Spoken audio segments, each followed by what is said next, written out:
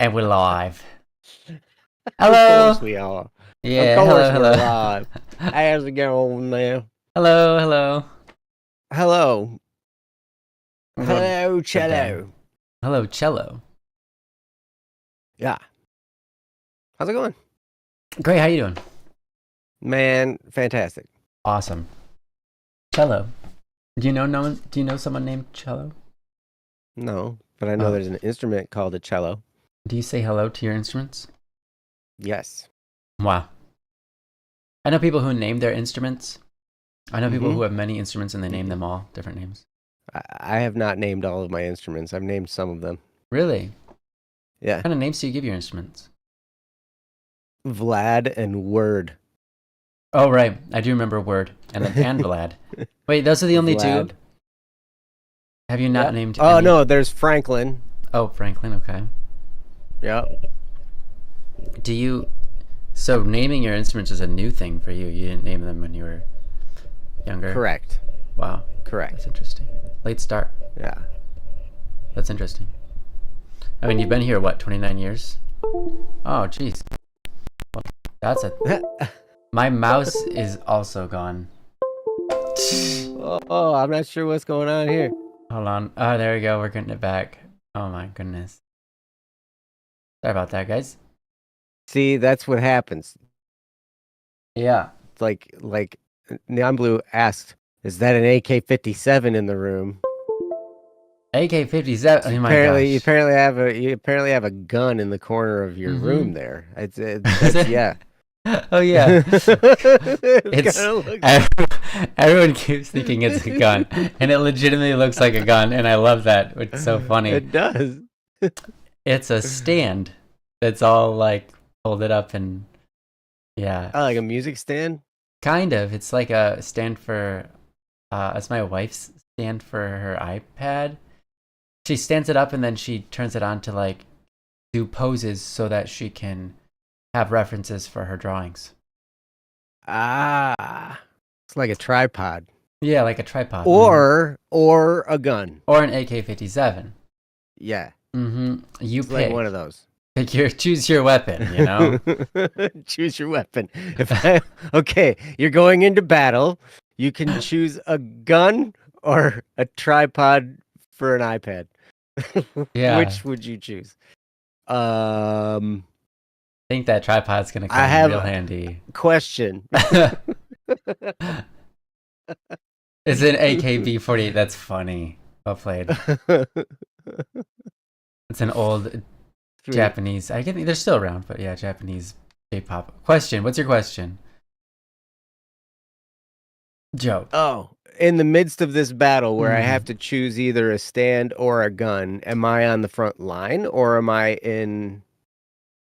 like remote control piloting some drones or something? Because if that's the case, right, maybe you're gonna want that tripod. I probably want the stand for my It also exactly. like here's another question: what kind of battle is it? Are we going to court? Because if we're going to court, I probably don't want to bring a weapon with me. They'll probably just you can't. You probably can't even bring a stand.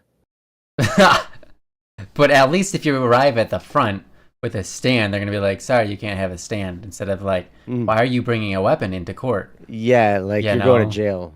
Yeah, immediately. Like it depends on the battle. It really does. What kind of battles we're fighting. If we're just having like what kind of battle is this? Is I'm gonna argue with somebody.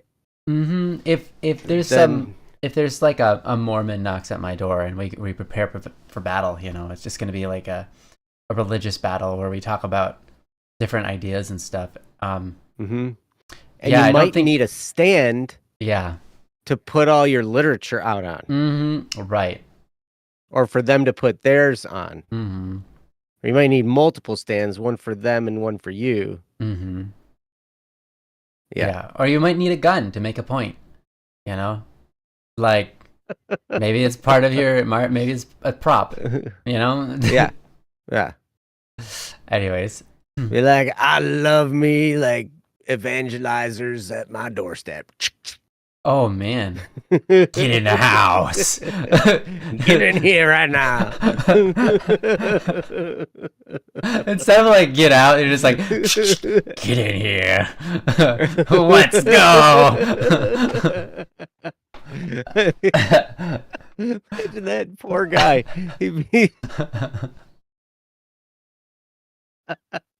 What do I do? I don't know. Yeah. Oh man. I love it. Wow. Brilliant. Yeah. Yeah. So hey everybody, how you guys doing today? Hey, everybody. I'm doing great. How are you? I'm doing great, everybody. Thank you, everybody. Yeah. I'm not everybody though. Oh, you don't speak on behalf of I'm everyone? just me. I do not speak on behalf of everybody. Hmm. Oh, there you Neon go. Blue does. Thank you, Neon Blue. Everyone is well. Thank you. I'm glad to hear that. Well, everyone is well. Oh, is that? Oh, I see. Yeah. Hey, Nessa, Nessa. Don't be messing with us. Is that from something? I think she's just messing with us. Nesson, yeah, that could be. Yeah, cats. I actually have no idea what that is. I'm guessing Me it's neither. from something for sure. It's from Wicked. Yes, Oh. a musical extravaganza that I probably won't watch. Yeah, I don't think I'm gonna watch it either. maybe it's good, but I don't usually watch movies. And I've heard it's good. Yeah. And I like movies, but I've kind of like musicals have kind of started to grind on me a little bit. Yeah. Maybe it's because my ex was really into musicals, and so we all saw them all, right? It was just like crazy and stuff. And so it's just like, okay, maybe I'd take a break from musicals for a while. Okay. You know the worst musical I ever watched, now maybe other people think it's their favorite, that's fine, was the one no, not Edward Scissorhands, but the guy cuts people's hair and shaves their beards and then he kills people. The Barber of Seville? And that's the musical? No. The Barber, I'm the Barber of Seville. Okay. Figaro. It's a different one. Sweeney Todd. Todd, that's the one. Thank you. Yes, that's the one. Thank you. You got it. That was the worst musical I've ever seen in my life. That's my opinion. If you don't share that opinion, it's A-okay. I just thought it was absolutely horrendous. Well, it thought you were horrendous too. It sure it so did. The feeling was mutual. It's just it wasn't made for me. It was quite obvious that it wasn't made for me. It was made for someone that's a little bit more edgy, and ungrounded. Definitely wasn't made for me. Super edgy though.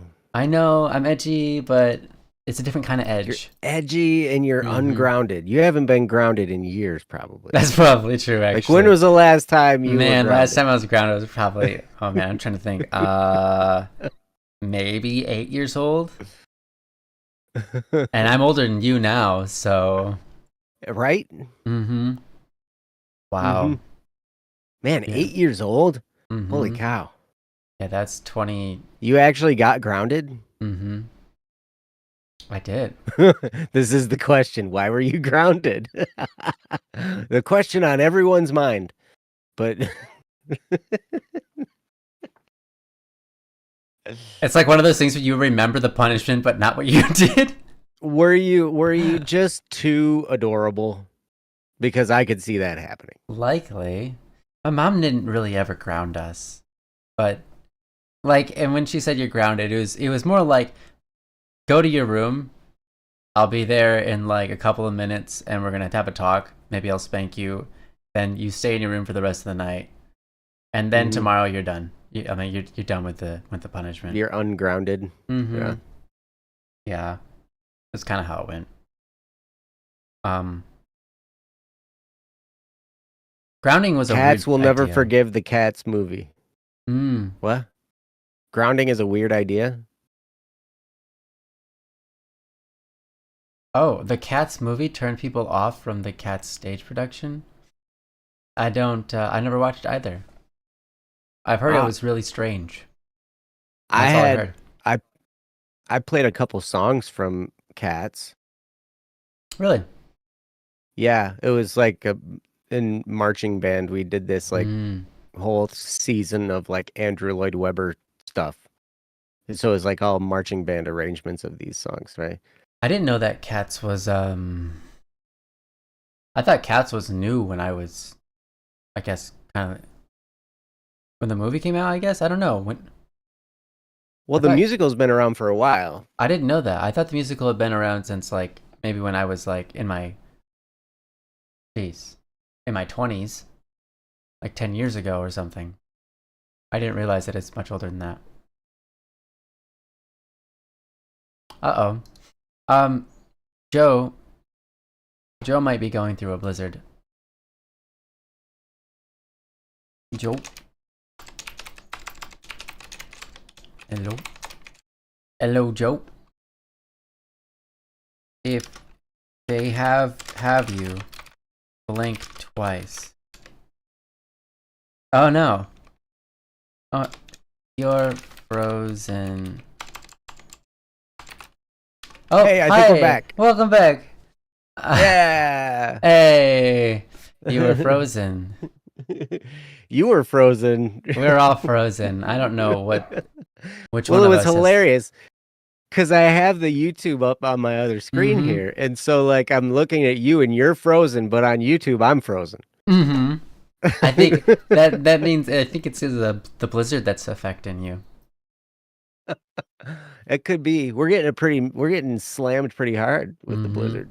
Yeah, we're not getting a blizzard over Mhm. here. It's Well, summer. no, it's hot. It's going into summer, yeah. Yeah. Yeah. Here, it's definitely going into winter. Hard. As hard as it can. Yep.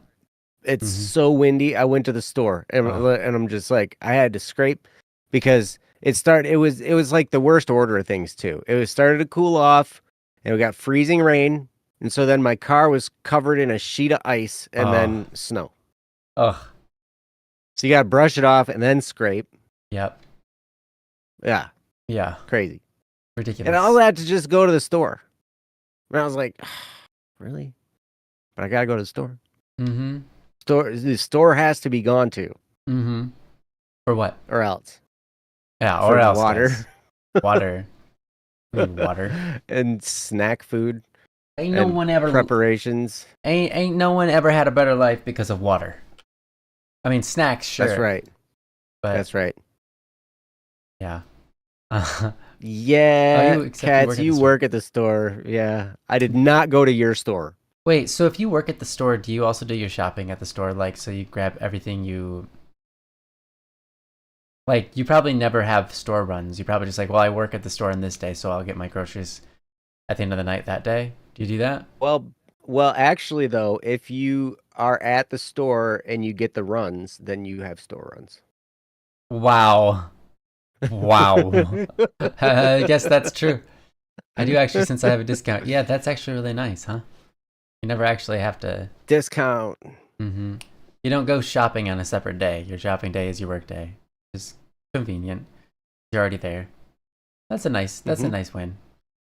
Yeah. Mm-hmm. And they have everything there. Yeah? Yeah. What is it, a Walmart or something? Yeah. Oh. They have everything. Yeah, they do have everything. Mm-hmm. Except for anything you really need. It's like food and stuff. Yeah. The store food and stuff. Mm-hmm. Food and they stuff? Have like, yeah. That should be the name of a store. It's the combination grocery and hardware store. It was right by where your dad lived. Oh, okay. It wasn't actually called Food and Stuff. Yeah. It was called Food and Stuff in a TV show years ago. Oh, really? Okay. Called Parks and Recreation or something.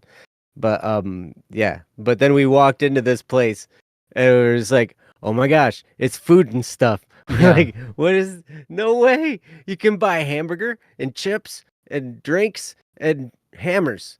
Yeah, I was about to say you can buy bolts, hamburgers and hammers. Yeah, bolts and breads. I don't know. Mm-hmm. Yeah, I've been in that store. That store is really wild. Like you go in, you're Mhm. like, oh, this is the hardware store. Oh, there's candy everywhere. There's like bread aisle. Why? What? What is going on right Yeah, now? and produce, Yeah. like full produce and meat in a hardware store. In a hardware store. It's Yeah. so weird. Yeah. So weird. Mm-hmm. Yeah. Very, very weird. Very weird. Um. Anyhow, welcome to Don't Worry Wednesday. This is the show where we talk about the issues, the problems, whatever's going on in your world, whatever's going on in your mind. We have some urgent topic that we want to get to today. We've got a couple of other topics. If you want to submit a topic, please send one to don'tworrywednesday.com. You just go to don'tworrywednesday.com and you click the submit a topic button and you'll be on your way. We are not professional psychologists, psychiatrists, or therapists or anything along those lines, but we can give you our best to help you along this road of life. We are all traveling in it at the same time, all of us here. And it's nice to snatch up some wisdom as that road progresses and share it with each other. And that's essentially what we're here to do. We can maybe help you give perspective, but ultimately, you guys usually know what to do. You just need a little bit of encouragement, or maybe a little different of a navigation device. But you're mostly on your way to solving your problems anyhow. But it's nice to be here with friends, and so that's what we can be. We have awesome people in the chat who are very accepting and loving. So don't ever feel shy to speak your mind. If you have a differing opinion, it's very respectable to put it down, and no one will feel upset at you. We have lots of amazing people in this world and in this community, especially, who are very loving and kind and generous. Mm-hmm. So we appreciate you guys so much, and this is Joe and I's long-standing favorite part of our week, where we get to just be with you guys, hang out, and share from our lives and experience what you guys have going on in yours. Mm-hmm.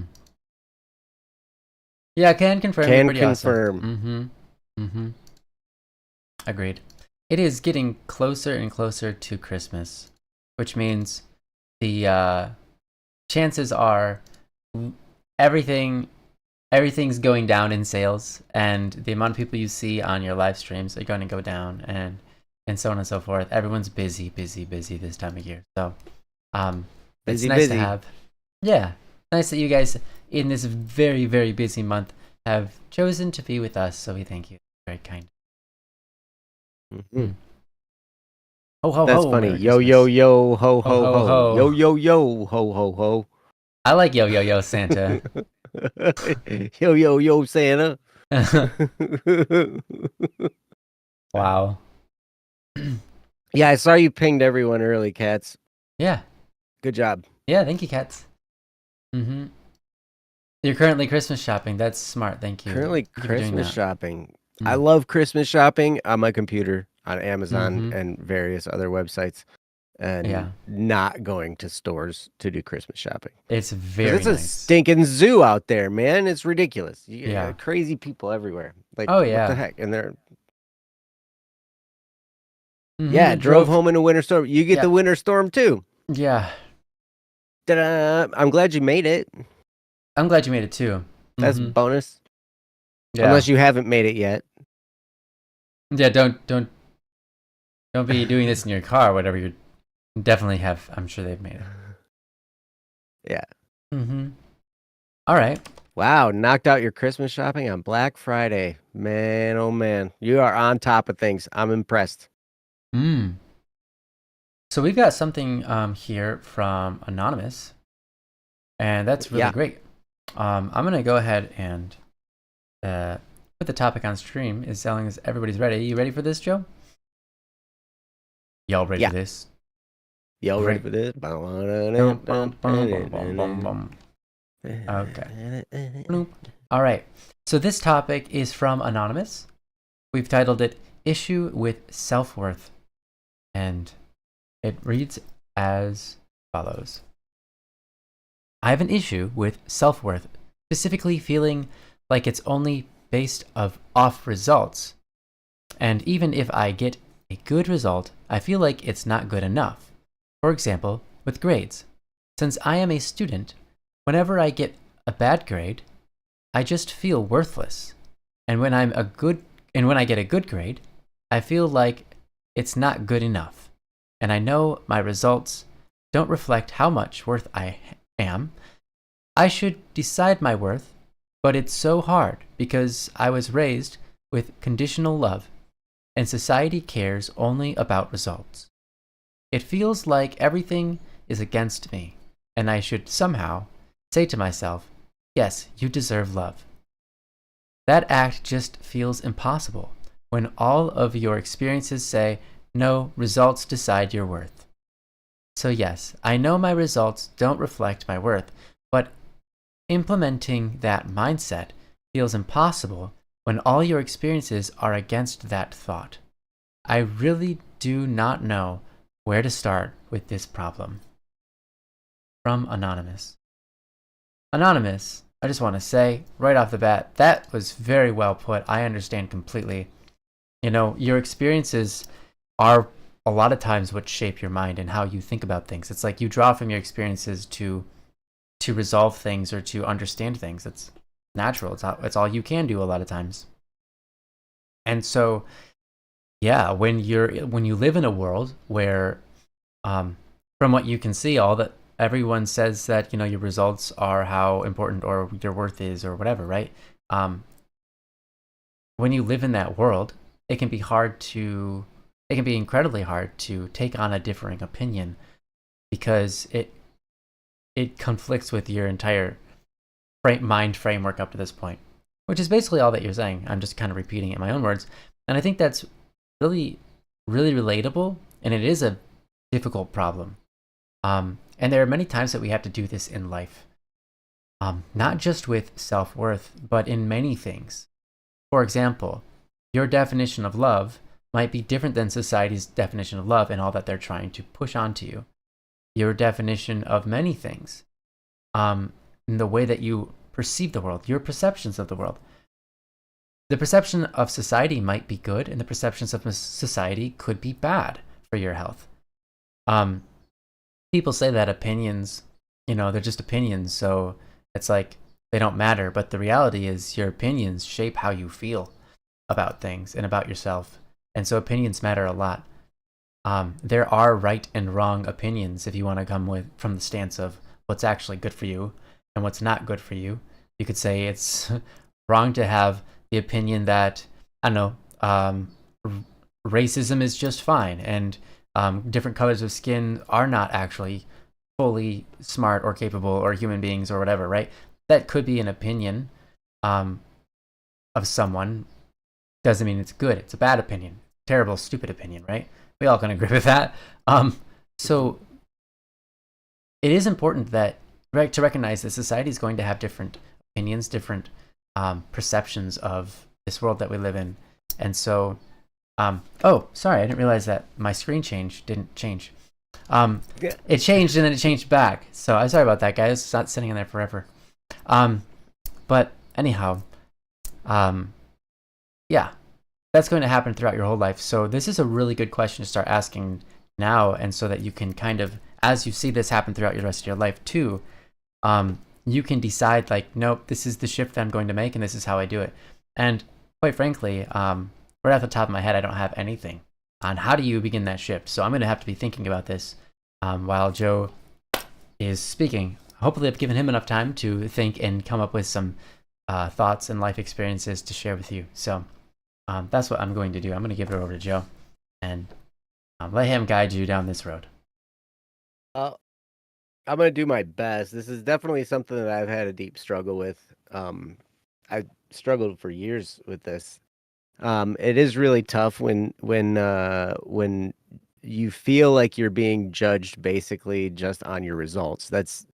And Mianglio says in the chat, something y'all have said before that I think is really good for this topic is the thing about us being human beings and not human doings. And that's absolutely true. You have value just because you are. Right. Simply because you exist. And like it gets hard though, because we do live in a society that is generally based upon results. We get a job based on well, whatever, it's Sometimes you don't even a know. lot of, yeah. Supposedly our ability to perform well, but that's because a job isn't who we are. Mm-hmm. But it's crazy because I remember growing up and going through school and all that kind of stuff. And the biggest thing everybody wanted to hear was, well, what do you want to do with your life? Like, what do Mm-hmm. you want to do? What do you want to do? And so then that Or becomes your focus. they even ask, what do you want to be when you grow up? All right, yeah. What do you want to be? But you better have the right answer. Mm-hmm. There are a certain few answers that are the right answer, and then the rest of them immediate judgment and laughter or whatever, right? Like if your high school guidance counselor says, "What do you want to be when when you get out of here?"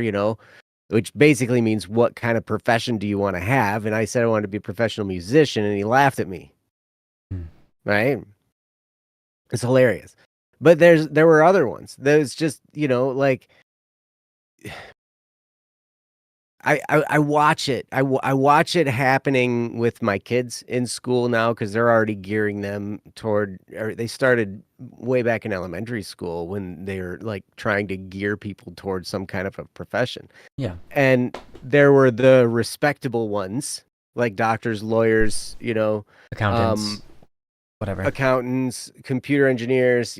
Those are respectable fields. Computer engineer That was not respectable 20 years ago.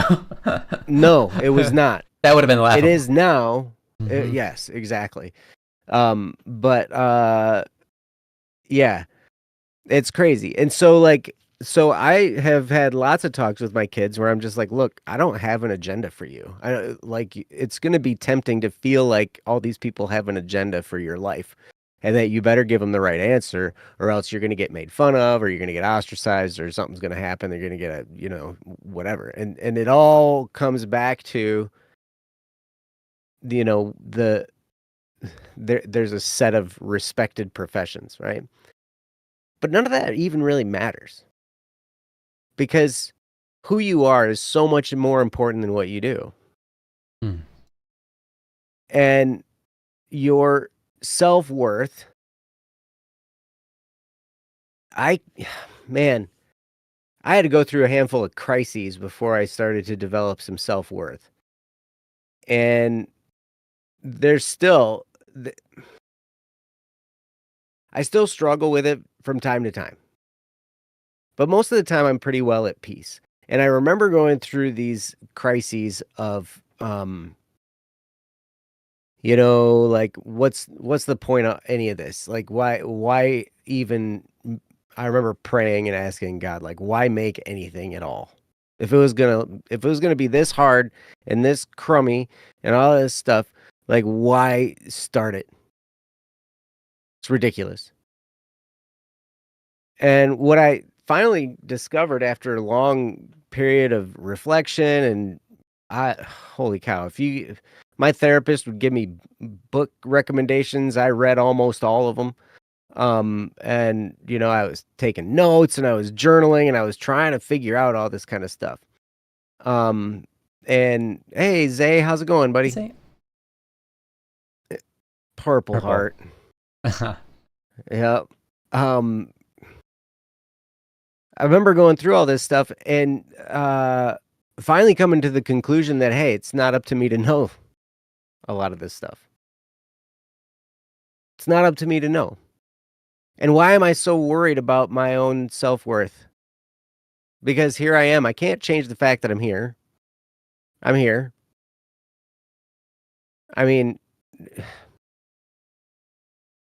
can't change the fact that I was born, that I came here. And it, I know there are people that were counting on me to some degree. I mean, I have 2 kids. I have, business partners. I have really good friends. And to some degree, they're all kind of counting on me to be here. And not just to play my part in whatever activity or profession or whatever that we're pursuing, but also to be here, to be their friend. And man, it gets hard to explain some of this kind of stuff, but all I can say is all these things that society has propped up as what makes somebody important.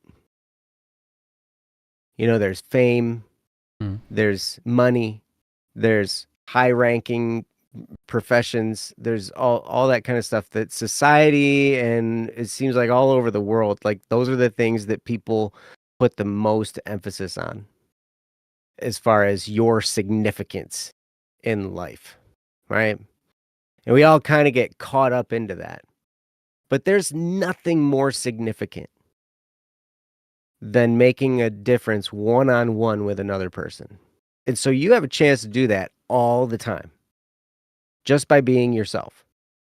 Because you can go and talk to somebody, you can encourage people, there's all kinds of stuff that you can do that not only will feed your tank in helping you feel more self-worth, because it's amazing. The more we give encouragement and love and joy and all this kind of stuff to other people, the more we offer those, even if we're just walking past someone and we smile at them, even if we just make some kind of, fun comment that makes somebody smile, all those little things, those are the things that not only will brighten up their day, but it makes you feel more self-worth.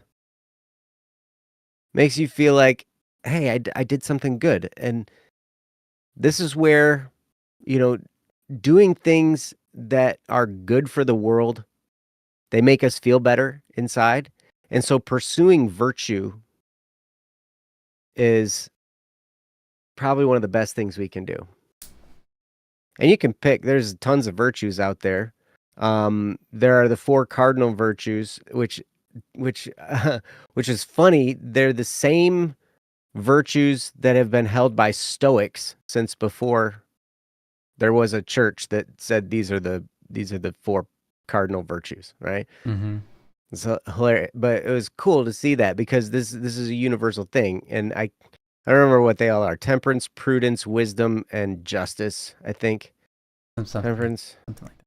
No, prudence is also wisdom. Yeah. Temperance, fortitude, justice, and prudence.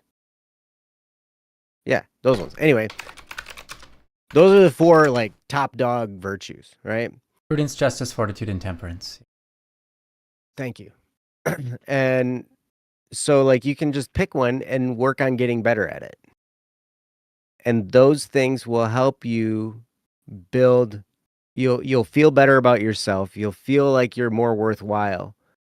Because even if you don't end up with like the right profession or lots and lots of power politically or socially or whatever, even if you are just kind of a regular person, the most significant thing you do is when you are talking with another person and like you make a significant impact in their life.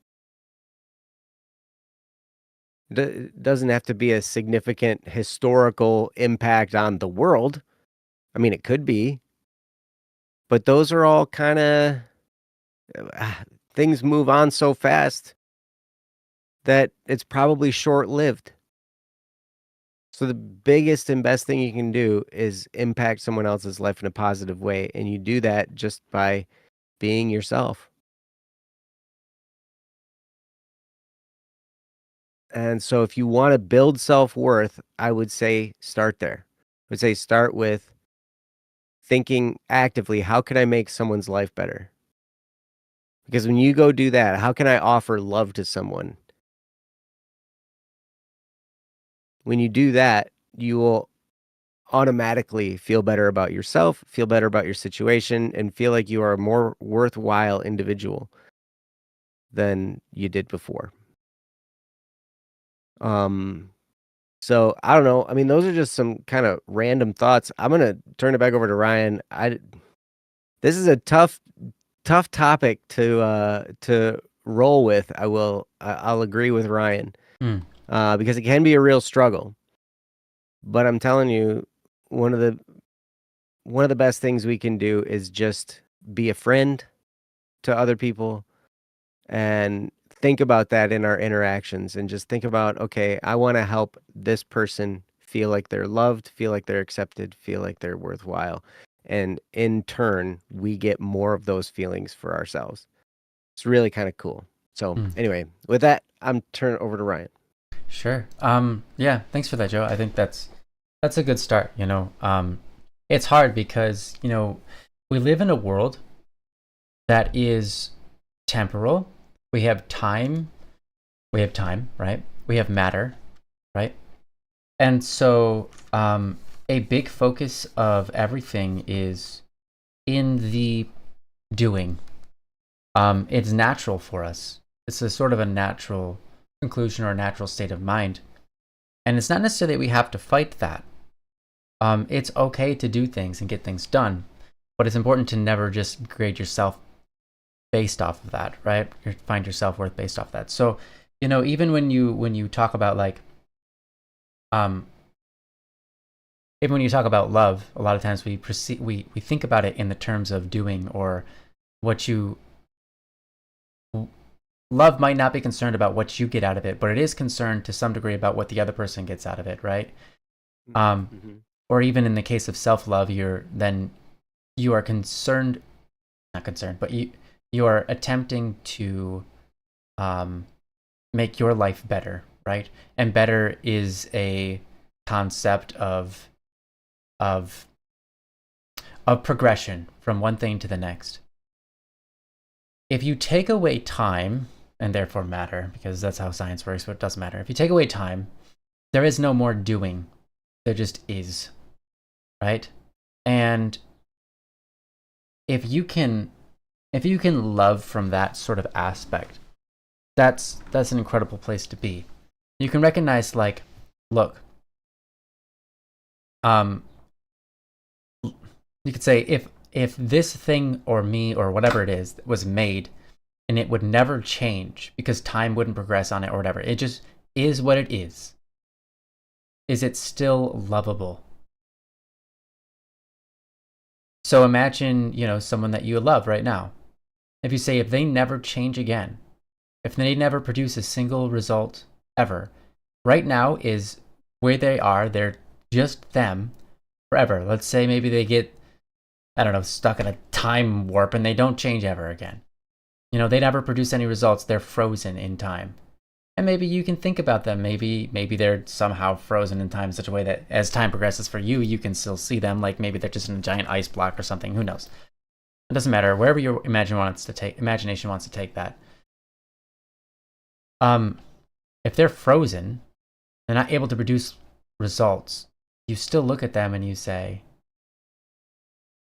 they are lovable, just as they are.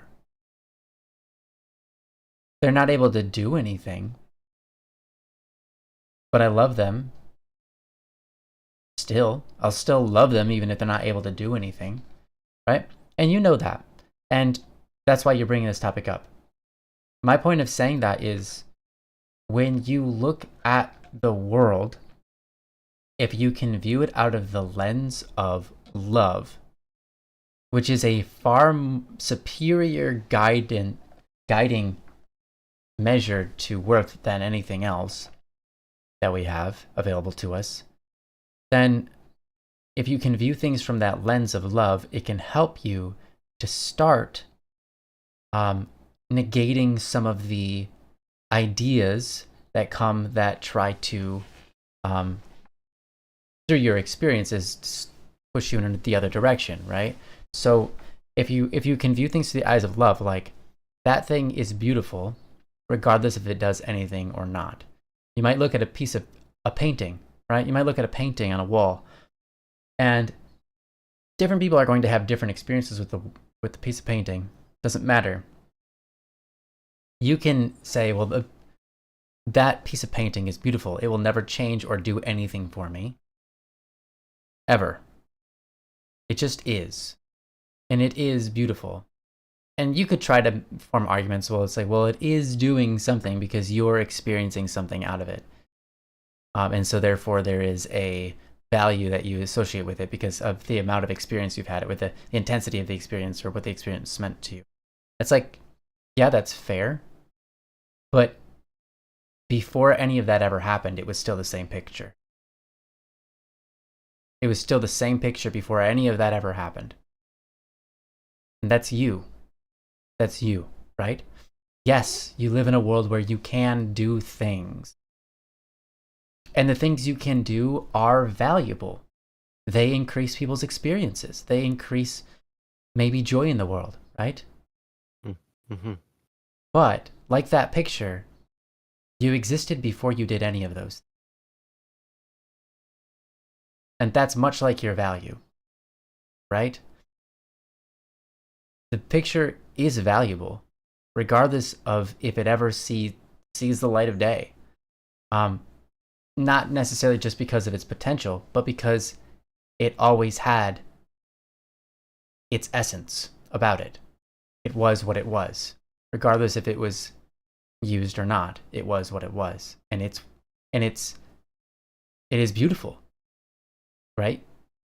If you see it and you say, "Oh, that's beautiful," well, it was beautiful before. It was beautiful before, and maybe you couldn't see the beauty until you've experienced certain things in life, and then all of a sudden you look back at it and you're like, "And I didn't realize that how beautiful that was before." It was always the same thing. It was always beautiful. You just are able to recognize it more now, right? And so our ability to recognize things and how beautiful they are or how valuable they are is, as I think well enough put out, ignorant. Because we don't get to see the full value of anything ever. We only through our experiences come to understand what's valuable about it. And then we can finally perceive those things. Though they were active the whole time, just because now we're perceiving them doesn't mean it's more valuable. It's just always was valuable. We were just unable to perceive it until then. And so our understanding of how valuable or beautiful things are can't be fully perceived. And that's okay. So if you're looking for self-worth, right, trying to fight against the ideas of the world and you're looking to see your self-worth outside of the things that you do, right? These are all good ways to look at yourself to help whenever something attacks you, right? If this feeling attacks you where it's like, no, you're only as good as the grade that you get. And even when you get good grades, you're still scum, right? Whatever. You haven't done that much. It's just a good grade. It's not like you, I don't know, invented the pill that cures cancer or something, right? Just get over yourself. Like things like that will always haunt your mind, right? Those things, they're clearly, right? What is that doing? It's clearly built up against you. It's a system within your mind that's clearly trying to damage your own perception of self, right? So when those things attack you, remember that love doesn't concern itself with those things. With how much did this person do? What did they do today? Were they lazy or were they actually active? True love is unconditional. I know you've had the experience with conditional love. So now you also know what unconditional love is, right? And that's how we frame value. It's a better way of framing value. It's not perfect because our understanding of love itself is imperfect and our capabilities to manifest it are imperfect and our capabilities of being unconditional are imperfect. So it's difficult. And I think as Joe said that, it can be impossible to find the full value of anything ever because you would have to know all things ever to do that. Mm-hmm. And none of us can do that. None of us know everything in order to be able to assign everything in its perfect place. So instead, what we do is we proceed with grace and love, meaning you have the intention and the perception of the best you can imagine for and out of that person or thing or self. And so when you are attacked with these thoughts that are clearly only made to make you feel bad, essentially, recognize that's your enemy, right? And say, okay, instead, I need to shift my mind to where can I take this that's moving me forward and making the world a better place, making me a better person, showing myself love, growth, right? So an example of that is this. You get bad grades. Or maybe you get good grades. Let's say you get good grades. You get good grades and you feel like it's not good enough. Okay. That's an attack. That's an attack against you. Okay. You don't need to sit there and try to believe that thought or justify that thought or agree with it or anything. You don't need to necessarily even defend yourself from it. You just take that thought and you say, well, that's a poor way of thinking about that. There's a better way to think about that actually lifts me up. It actually fills me with more desire to go out and try harder and things like that, right? Like, there are actually good thoughts that can come about from this. So when you have the thought, I'm not good enough, you change it and you say, that's a silly thought because that's not proven. And secondly, clearly I'm good enough to get this grade, and I could probably do even better if I keep trying. All people are like that. We're all like that. We all can get better if we keep trying at something. At some point, all of us are not good enough at something to do what we want to do. That's why we have to keep trying to get better. That's normal. There's nothing, that's not a bad thing. That's a normal thing. And so it's okay to, like, when you have these thoughts, if you have enough time to say, oh, it's not good enough, then you have enough time to say something along the lines of, like, that's a silly thought. This is just normal. Like, this is normal, like, life. There's nothing not good enough about it. It's fine. It's fine the way it is. Argue with yourself a little bit from time to time when you feel these thoughts, because if you don't contest them, no one else is going to for you, right? And so how do you start? I think it's what Joe said. How do you start down this journey? You love. You do little things with great love, as a saint once said. Do little things. Yeah. Saint Therese of Lisieux. The little flower. The little flower, yeah. Do little things with great love.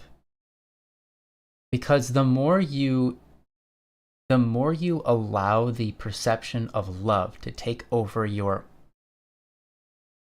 overarching perceptions of all things, right? So you let it take over, like, you let the concept of love, like wanting the best for something, seeing it beyond what it does, rather seeing it for its existence and loving it, enjoying that it exists, being happy that it's there, regardless of what you can get out of it, right? And wanting it to flourish, right? Wanting it to flourish in the best of ways that brings about the greatest amount of goods, right? For everybody, including itself, whatever it is, including human beings. Okay, if you can allow that perception to soak in, and the only way to do that is to act it out in real time, daily. And so do little things with great love. Think about things with great love. And as that permeates and soaks and like a good tea just permeates into all of the waters, that is the way that you think. Instead of the perception that comes to your mind out of experience, what you're going to do is you're going to look at those same experiences that you're having that are currently confirming this sort of biased mentality of what you do is what you're worth, right? You're going to slowly over time convert those experiences over, like flipping a coin and going, wait, no, all those experiences actually point to something even bigger, something more lovely, something more. It's like I had this experience of, you could say, like, conditional love, for example. You could say this person was really nice to me when I was getting things done, and then I stopped doing things for them and they were like rotten. And I could kind of see, like, apparently your value is equal to the amount of things you do. And then you could see that from a different side and say, this person they really care about what they get out of life. And what they're getting is the determining factor of whether they love or whether they treat me like they love me or not. That's a good example of something that is not love. I want to make sure I never do that to anybody. And I want to encounter that person and help them get away from that kind of that form of thinking. Because that form of thinking is clearly it's damaging to their friendships, it's damaging to themselves, it's how they view themselves as well, right? That's not a very good place to be. So instead of seeing the world with the idea of like, oh, they weren't my friend anymore because I wasn't performing well, I wasn't doing things for them anymore. You could say, oh, they're unfortunately have a huge misunderstanding of love and friendship, and they need some special care because that's not appropriate. And maybe they aren't going to change. Maybe you need to get away. That's fine, but if you see things like, oh, it's because I wasn't doing things enough, you blame it on yourself, even though it had nothing to do with you. And in reality, it was their expectation of you that made the relationship distorted. It was their distorted version of love or friendship. Friendship and love are friendship is a form of love, right? Their understanding of friendship was distorted, that they believed that if you don't do things, then you guys aren't friends or whatever, right? And that distorted version of love needs help, rather than you thinking, oh, I just wasn't good enough. It's a very different perspective. It's a different way of perceiving the same thing. And there's many different ways to perceive that thing. And that's one example. You might go down a different road, perceive it a completely different way. But the point is, if you can saturate your mind, saturate the things that you do on a daily basis, the way you think about things, with what is the good I can bring about? Yes, don't stop doing that because that's important, right? That's the doingness, but that's not what determines its value, right? It's valuable, but it's not ultimately what is the thing that makes something what it is or its value inherently. So it's okay to still want to do things, right? Obviously. And we can, as human beings in a world with time, we can continue to improve things. And that's so super awesome. That's amazing. But as you go through your life, having the idea of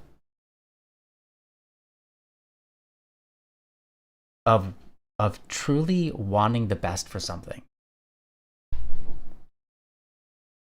is and truly like just looking at everything and saying what admiring its existence for its beauty and for what it does for the world and what it can be and what it already has been, and everything in mind, keeping all that in mind. See, it's not that the reality is this. It's not that what you do is invaluable, right? It's not that people are wrong when they think that what you do is associated with your worth. It's that they're making this tiny piece of the puzzle the full puzzle. Do you get what I'm saying? If you have a whole island and you look at one little spot of the island and you say, oh, that's the most important part, you're missing the entire island. I mean, you're just getting a small bit. And what ends up happening is your view of this one part becomes so distorted that you look at everything else and think that's crap, that's crumb, that's nothing, that's pointless. What are you guys even doing over there? You're on the wrong part of the island. We're over here. This is the cool part, and it's all just one island. It's like literally the same kinds of trees growing everywhere. Like we become like that as human beings. We focus on one thing. We think everything else is subpar, and this one thing is superior, right? And the reality is, yes, what you do has value, but it doesn't decide the value. what you do is important, and doing those things can add value to the world. What you do can remove value from the world. Absolutely. But it's not the full it's not the full picture. And to focus on this one thing will cause, basically, it will lead you down a path of one of the deadly sins, usually. Just say it that way. Instead of a virtue, instead of applying yourself and getting more virtue, and becoming more virtuous and helpful in the world and society, you'll end up getting addicted to something because your focus is so on one thing, unable to see the full picture, that you think this one thing is everything, and then you become a slave to that one thing. That's exactly what every of the deadly sins, of the 7 deadly sins, that's exactly what it is. It's becoming addicted or slave to one particular small factor of life that is good, but it's bad when you become a slave to it, right? Mm-hmm. And so it's good to do things, it's just not the full puzzle.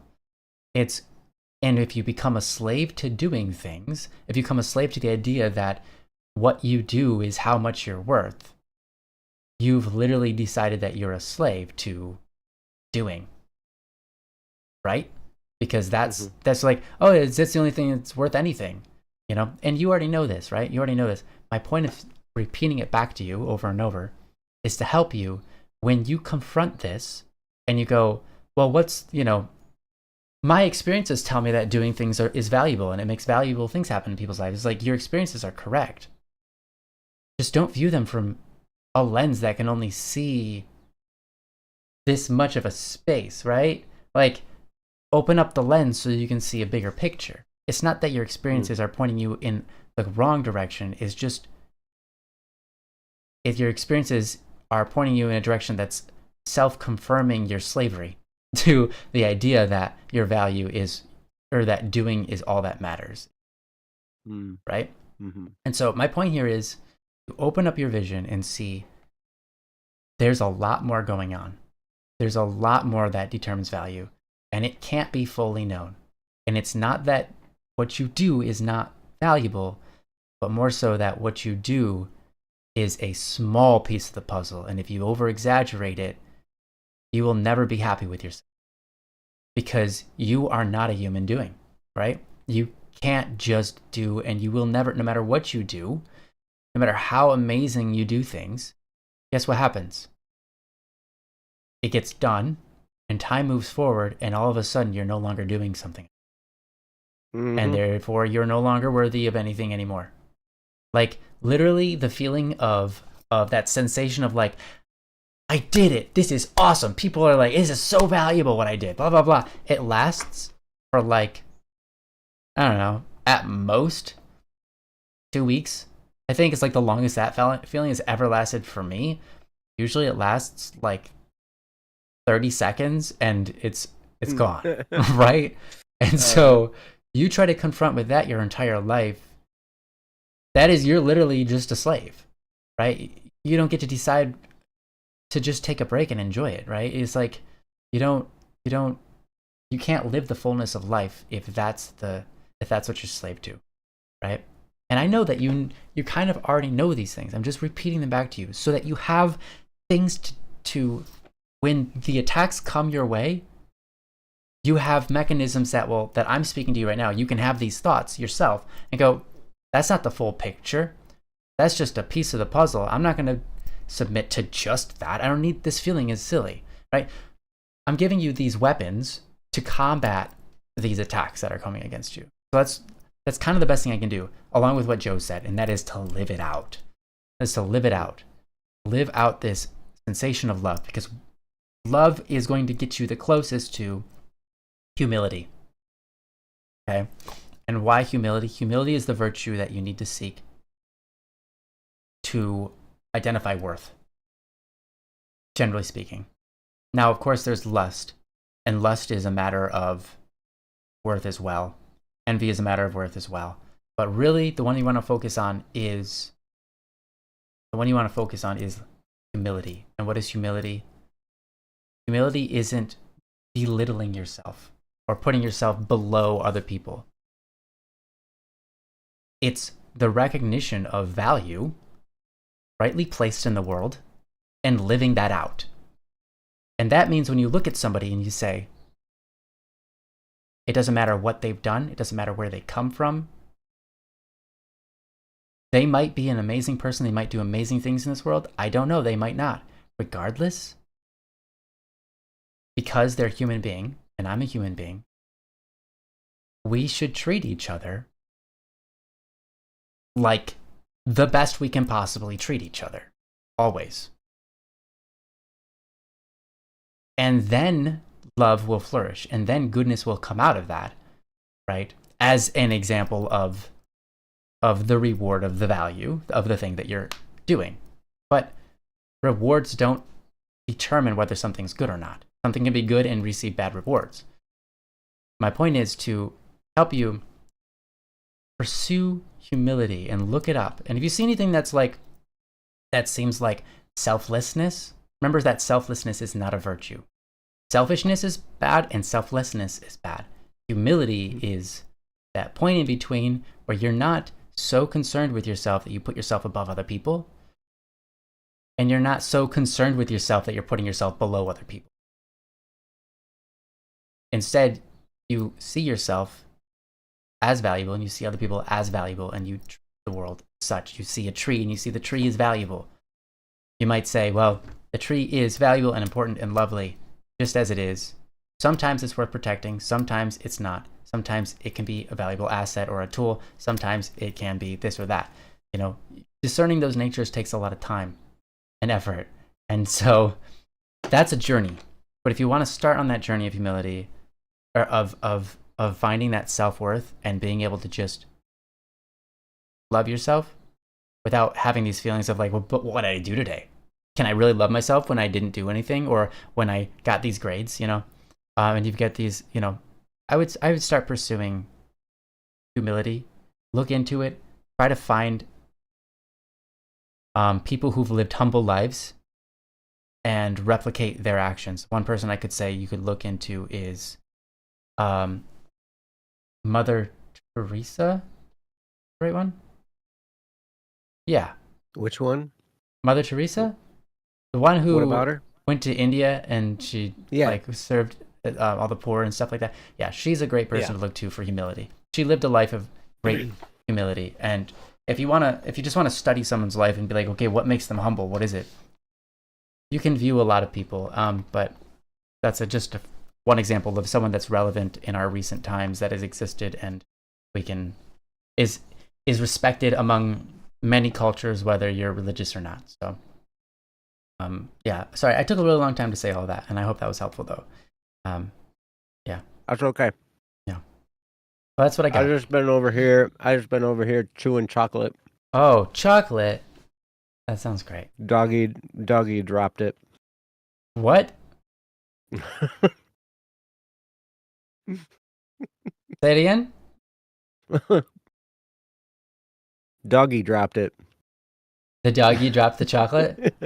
Yeah. Was it in its mouth? I don't know. It was just all of a sudden there. Wow.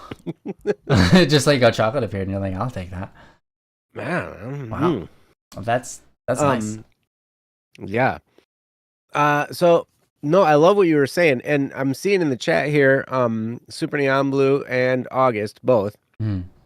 You guys got some stuff in here, and I'm piecing together some of the stuff you were talking about, Ryan, and then these two comments. The one, I'm too disconnected to reality to think about self-worth and value. Haha. Yeah. There's a point in that, though. Mm-hmm. Right? The disconnection part. And here, August says, I get a kind of deep euphoric detachment from my world when I listen to music and certain books. Hence, I enjoy fantasy because it makes me feel immersed in what the world could and can be. And so there's this idea of detachment. Mm-hmm. I think detachment's important. Mm-hmm. Yep. Detachment, being disconnected. Mm-hmm. And you talked, Ryan, right there at the end, you were talking about you don't want to be selfish or selfless. You want to be humble You want to have charity. You don't want to have selfishness or selflessness. Both of those are two extremes, and they're both the incorrect way to go about this. Both very And I self-focused, see unfortunately. exactly. And then anonymous, your topic is all about self-worth. And I'm sitting there thinking as you're talking and I'm reading these things and I'm like trying and I'm remembering different virtues and you'll have to forgive me. I've had a recent surge in my study of Stoicism. Hmm. And the Stoics are fantastic. I'll tell you, if for a modern Stoic to get into a person to get into, an author would be Ryan Holiday. I mean, he's got a great first name, right, Ryan? Yeah, and it's basically me, but if I had more time, I just went on holiday all the time, I guess. Yeah, No. right. Ryan Holiday. Um, but he has a book called The Ego is the Enemy or Ego is the Enemy. Hmm. He's also got another one called The Obstacle is the Way.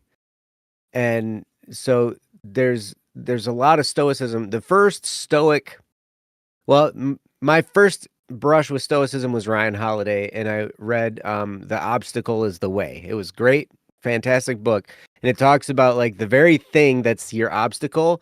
That's your path. Mm-hmm. And then so the idea is you got to wrap your head around how to be cool with that, Mm-hmm. right? Yeah. That can be the And a thing. big part of that is that detachment is the stoic detachment because what we do, you anonymous, your topic is talking about results a lot too. Like you're how you're doing, the results you're getting is the stuff that people are valuing so much. And it's like, why? Results are most likely outside of our control. Most of the time they are, absolutely. Hmm. Like we can work hard. I work hard. I work a lot, and I Mm-hmm. work hard when I work. And but there's never any guarantee on results ever. And in Mm-hmm. fact, sometimes you work and work and work and then the results come in and they're not good results. It's just so the point is if we can detach ourselves from the result and from the emotional like response to the result, we can look at the result and be like, okay, it didn't turn out the way I wanted it to. And then we can analyze it. If we are emotional about it, if our ego is attached to the result, if our self-worth is attached to the result and we don't get a good result, then it like slows us all down and we get all defunct and we're just like and life kind of sucks. So if we can learn to let go of our ego, detach from the idea of self-worth. And I'm not saying to think you're not worth anything because you are worth a lot. You're worth an infinite value just by being. Just by being you without doing anything at all. You're already infinitely valuable. Mm-hmm. But we get caught in this trap of trying to define our self-worth and our value and all this kind of stuff. And if we can just throw that all out and detach from it, then we're not burdened by it as we move forward. That's why love is a And we're really good just doing place to stuff. go. Because What's that? that's why love is also a really nice place to go, because you concern yourself with love rather than the ego. You know, you concern Right. yourself with others and the joys of life and bringing that forth and making that greater, rather than going like, oh, what's the result? What was the result? That's what I worth. Yeah, because you can't control results. Absolutely, Mm-hmm. that was very well put. So, Yeah. Well, and it goes back to something you had said in a video a long, long, long, long time ago, Ryan. Long years ago. Because you're so old now. I am really old. I'm very, very, very old. I was just gonna ask if that was a new account, Neon Sai Another again. new Neon account. Sai again. Another new account. Hey, Swilk, it's been a long time. How you been? Saw you pop up in the chat there. Great to see you. Yeah, here we go. So Ryan said something on a video where he was like, okay, so the biggest there are two things that make depression. Mm. There's an intense self-focus, like an overdone self-focus, right? You're overdoing it. And a negative attitude. Yeah. Both of those are so easy to come across in our world. Mm. This is why depression is probably really rampant. Because, man, I'll tell you, probably like 99% of the media out there that we take in has a negative slant to it. Yeah. There's so much negative out there. There's so much negative. There's so much victimhood. There's so much conflict. There's so much people. All this stuff is crazy. And so we get all this negative, and it turns us into having a negative attitude. And then we get overly self-focused.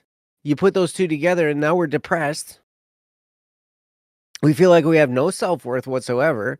Sometimes we have people around us. We have relationships, sometimes close ones, where the people are either abusive or they just talk down to us or they make us feel like we're losers or whatever.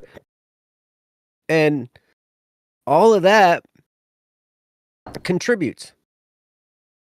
So one of the things that I really, really love about the Stoics is this idea of detachment. And you kind of have a lot more peace that way. A lot more, yeah. You have a lot more peace when you're detached. Now, it doesn't mean that you're just oblivious and like all aloof of everything, but you're just not letting things around you affect you. And you learn about some of the absurdities about all of us. And 34°C, you're melting. Oh, 34 degrees Celsius. Tomato. Is that how high? Tomato, what do you mean you're melting? Okay. What? I know where you live, Tomato. You live in the same place where Ryan is. Why are you melting at 34°C? Must be really humid where you're at. Maybe it's really Dude, it's humid. like, it's almost 34°F here. Not even. Probably lower than that, huh? It's freezing. What is it? It's 31. 31 degrees Fahrenheit. So anyway, I would, you know what, Anonymous, I would pick up, if you're into books, you can pick these up. If you're not necessarily into books, but you can listen to stuff, you can get them on audiobook too. But look up, what is this one? Ego is the Enemy by Ryan Holiday. Look up Meditations by Marcus Aurelius. That was the first of the classic Stoics that I read, and it blew my mind. I was absolutely blown away by how much wisdom these guys had. And it was so funny because I had just recently became a Catholic. And Stoicism and Catholicism have so many similarities on how we are to live our lives and how we conduct ourselves and all that. It's just the only difference is the Stoics didn't have Jesus as a focus. Right? They were, at the time when this was around, I mean, they're both they both came kind of out of, or they kind of came out of Socrates and these guys, right? But then you had the big ones. You had Seneca, Marcus Aurelius, and Epictetus. These guys are kind of like the big three Stoic philosophers. And they were going along with, they were like in Rome, and so they had their pantheon of Roman gods, or then they had the Greek gods, all that system, And so they were they'd talk about that, but they were not really a part of it. Right? But that was just rampant in the culture, you know. But it was more a guide of like how to just live and be at peace and be calm amidst all the crazy storms that are going on all around us all the time, which there are many. Mm-hmm. And how to not take all these things so personally. And so I would say, almost to answer your question, how do I gain more self-worth? You don't worry about self-worth. Mm. You don't worry about how much you're valuable. You detach from that. Because all those are voices of your ego. And if we can detach from that, then these things don't matter. We can set aside this incredibly heavy burden of whether or not I'm valuable. And we can realize that doesn't matter. I've been given a gift of life. I'm here now. It could end at any moment. But while I'm here, I've been given this great gift of existence. Which sounds really weird coming out of my mouth. Right, Ryan? No, you're doing great, man. You do great. Keep it up. But we've been given this great gift of existence, and we have the powers of creation. And we have the power to do things. Yeah. And whether we create ideas with our head, whether we create tangible things with our hands, we can do things. And as long if we can detach ourselves from that burden of trying to figure out how much value I have, then we can set it aside and move forward. And you'll feel a lot better. You'll just feel like all this tension just kind of loosen up inside. And you just go, you can relax. Realize it doesn't matter. Whatever's going to happen is going to happen. I don't have that much control over it. I can try. I can push. I can work hard. Because honestly, Ryan talked about accomplishment and how long the feeling of accomplishment lasts. Usually like 30 seconds, right? Yeah. That's about it. It's like a myth. Yeah. So in the pursuit of accomplishment actually is way more meaningful to us than the accomplishment itself. Right? When I talk about the first project that Ryan and I did together, this first album, it released, and boy, oh boy, that was an accomplishment. And I felt it for a couple weeks. Felt like a big accomplishment, right? But eventually that fades. You appreciate getting royalty checks for a couple years afterwards, you know, and that's nice. Yeah, yeah. You know, you appreciate that. Yeah. But where the real story is in that is the 9 months that we took to create it. And some of the aftermath too. It was fun. Some of the aftermath. Yeah. But Sure. not necessarily the aftermath of like how I mean how it touched people and stuff is important, and I think that was lovely. Yeah. Yes. Yeah, when you hear things like track 2 changed my life. Yeah. It's like, that's cool. Yeah. For sure. But Yep. But yeah, the real joy when I look back on that whole time period, the joy was in the creation. Yeah. The joy was in the Skype calls that Ryan and I had. Remember Skype? Yeah. And we figured out that it would show like that you were writing, and it showed this little pencil, thing. Yeah. And we figured out that if you mash all the keys, a whole bunch of random keys, like the pencil would break. The pencil would break. Yeah. We figured that out, and so then we were doing it all the time. It's hilarious. Yeah. But that was so fun. Yeah, so it's like but that's the stuff that we remember the most. That's the most memorable, that we have the most fond memories of, is in the process. And if we can free ourselves from ego, then we can stay in the process of creation. We can stay in the process of doing what it is that we're about. And maybe you don't know what that is yet, but I bet you have an idea based on the kinds of things you enjoy doing, what makes you lose track of time. Mm. That's a big step, you know? Those kinds of activities, when you're doing them, if you just lose all track of time, all of a sudden it's like 4 hours later and you're just like, whoa, what the heck? Yeah. You know, that's a good indicator. And you can just get about learning who you are and what makes you tick. And you find that all this self-worth stuff doesn't matter as much as you thought it did. Mm.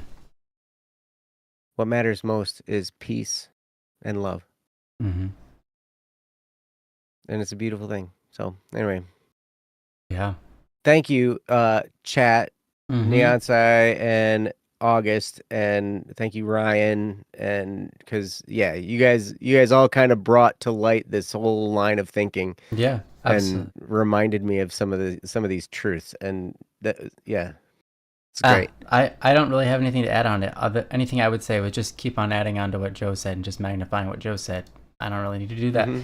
I think, Joe, that was beautifully said. And I really like the line, again, just to kind of beat it into your head. You don't get to pick your results. You can put your heart into something. The results come. Like Nyansai said, your teacher could just be having a bad day and give you a bad grade just because they're literally just having a bad day and they gave everybody a bad grade, you know? Mm-hmm. And it's like, has nothing to do with you.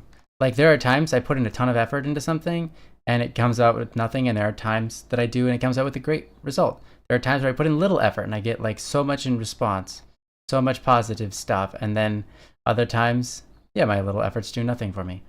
You don't get to pick results in this world. They simply come. The only thing you get to pick is what you do. And so if you're in the position where you decide how you feel on that day based on the results you're getting, if you decide how you feel about the day based on what's happening in the world around you, if you decide how you feel about yourself based on how you perceive other people to be feeling about you or thinking about you or not thinking about you, all of these things put yourself in the whim of the wind. And it's so that is a wild ride that's not worth riding on because you don't. Very much agreed. It has nothing to do with how valuable you are. At that point, it's just, like what do I want to gamble with on my feelings for the day? And that's not a very good idea to do that to yourself. It's not very kind. And I don't think a lot of us know that that's what we're doing. We're just doing it, But we're gambling with our own emotions, and it's not a very wise thing to do. So, yeah. Yep. Anyways, thank you so much. Thank you so much for this topic. Thank you, Joe, for a great response, and everybody in the chat. And thank you, Ryan. Yeah, for your great response. Yeah, hopefully. And for being you. Yeah. And for being beautiful, and for growing a really big and majestic beard. Oh, wow. Well, see, that's one of those things. It's like I didn't put any effort into it and I got results, even though I don't want the results because I don't want to have the beard. But whatever, we have it. Goodness, thank you. Wow, look at that. Yeah, I got coffee. Fine. You're gonna drink coffee. I'm gonna eat chocolate. What? It's like, well, you're gonna go eat a pizza? Fine, I'm gonna go chop off my left toe. Yeah. What? This is not equivalent exchange here. No, okay, chocolate's great. Wait. I like chocolate. Words of wisdom from Dove. Ooh, thanks, Dove. Aww. If you are reading this, you are beautiful and worth it. You're worth the beauty. That's perfect. Wisdom from Dove chocolate. Thanks, Dove. Way to be on topic. Way to be on point. Literally, both of those things were things we talked about. Amazing. Amazing. Um, yeah. Um, it's kind of funny because my wife got something that had words of wisdom on it earlier today, and it was like in the 16th and 17th century, eating chocolate was considered a sin, and I was like, by whom? What was like more context, please? So we spent like the first like half an hour in bed googling and finding out all that a bunch of history about chocolate, where it came from, and how it used to be part of like Aztec rituals and Mayan rituals. And then there was this nun who started adding sugar and spice to it. And then it finally got to Europe, and Europe was like, this stuff is too decadent and people are eating it during church to stay awake. We need to ban it. And so it became a sin in England, or in the UK, like in the, not in England, in Europe, somewhere in Europe, in Spain, etc. In Europe. Yeah. Since when did people eat food in church? Oh, it must be non-Catholic church. I was thinking this must be like Anglican or something, because it was in Europe, and I think it said royalties, like high rich people are the only people that could afford chocolate, and so they were using it to stay awake during church. And I was like, I don't know. It could have been a Catholic church, maybe. I mean, really, it could have been. I mean, people break rules all the time. Like, I've never. Well, yeah, but like, but part of the deal. But part of the deal was like, you shouldn't be eating in church fasting, anyways. Well, it doesn't matter. Like, only in Catholic churches, I think it matters, right? Yeah. Because in Catholic churches, we have the hour fast before receiving communion. Or you're supposed to fast for 1 hour before receiving communion. But it used to be back then, I think it was more 24. It was like you couldn't eat that whole day up until you receive communion. So it's like it wouldn't have been but now I don't know. Now you go to like most non-Catholic churches, at least the mega churches, and it's like it's like a coffee house with a church attached to it. Yeah. So apparently they all have trouble staying awake at church. They have chocolate, I bet. Those must be really boring pastors. I bet they're not. Sorry, I have friends that are pastors in evangelical church. Like, sorry guys.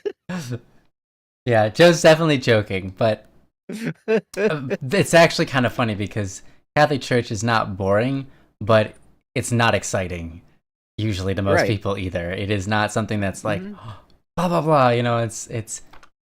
It's ritualistic, and we keep most of the masses like 90% of the mass is the same every time.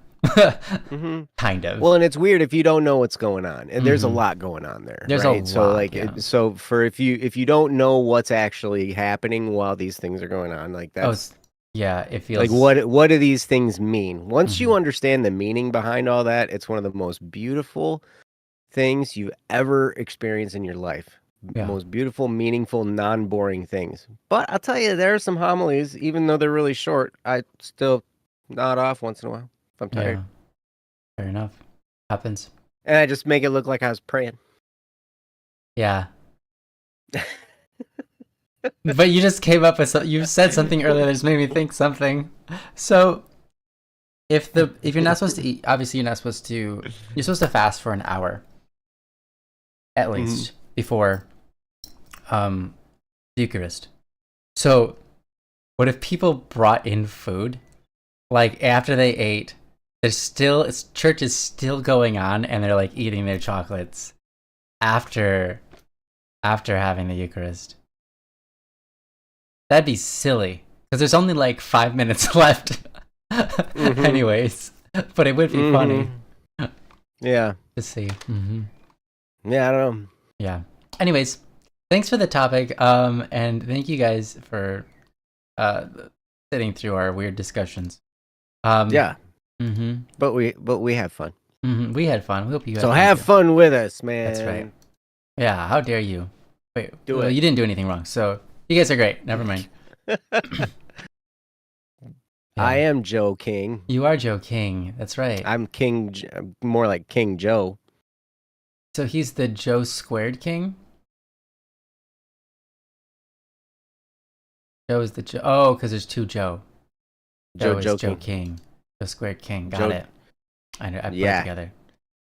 I'm the Joe King. That's great. I'm happy you're here, Jojo King. I'm happy you're Jojo here. King. King Jojo. Yes. Jojo King. Sounds like it would be like the announcement in a video game for like a fighter. They come out and like, you know? Yeah. Jojo King. Yeah. Yeah, like Mortal Kombat. Like Mortal Kombat. Yeah, exactly. Mm-hmm. Johnny Fight. Cage. Jojo King. Fight. Bum bum bum bum bum bum bum bum bum bum. Okay, I love that song. Come here. Yeah, get over here. Who was that? Scorpion? Scorpion, yeah. Something?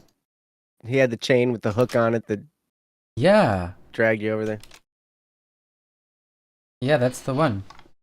Yeah. Yeah. Classic Mortal Kombat, like the old school. Mm-hmm. Man, that game was so controversial when it first came out. Oh my gosh. Oh, it was. Like yeah. everybody's parents were like, oh. And nowadays it's like whatever. Yeah. No one cares anymore. My computer is no one cares. No one cares anymore. No, it's true. So there's blood and guts and gore all over the place. Well, geez, that's like a normal Friday at a movie theater, you know? Yeah. Yeah. As ridiculous as that is. Yeah. Mm-hmm. So, That, what do you say? You could call that politics in America. Oh, yeah, I guess you could. That's...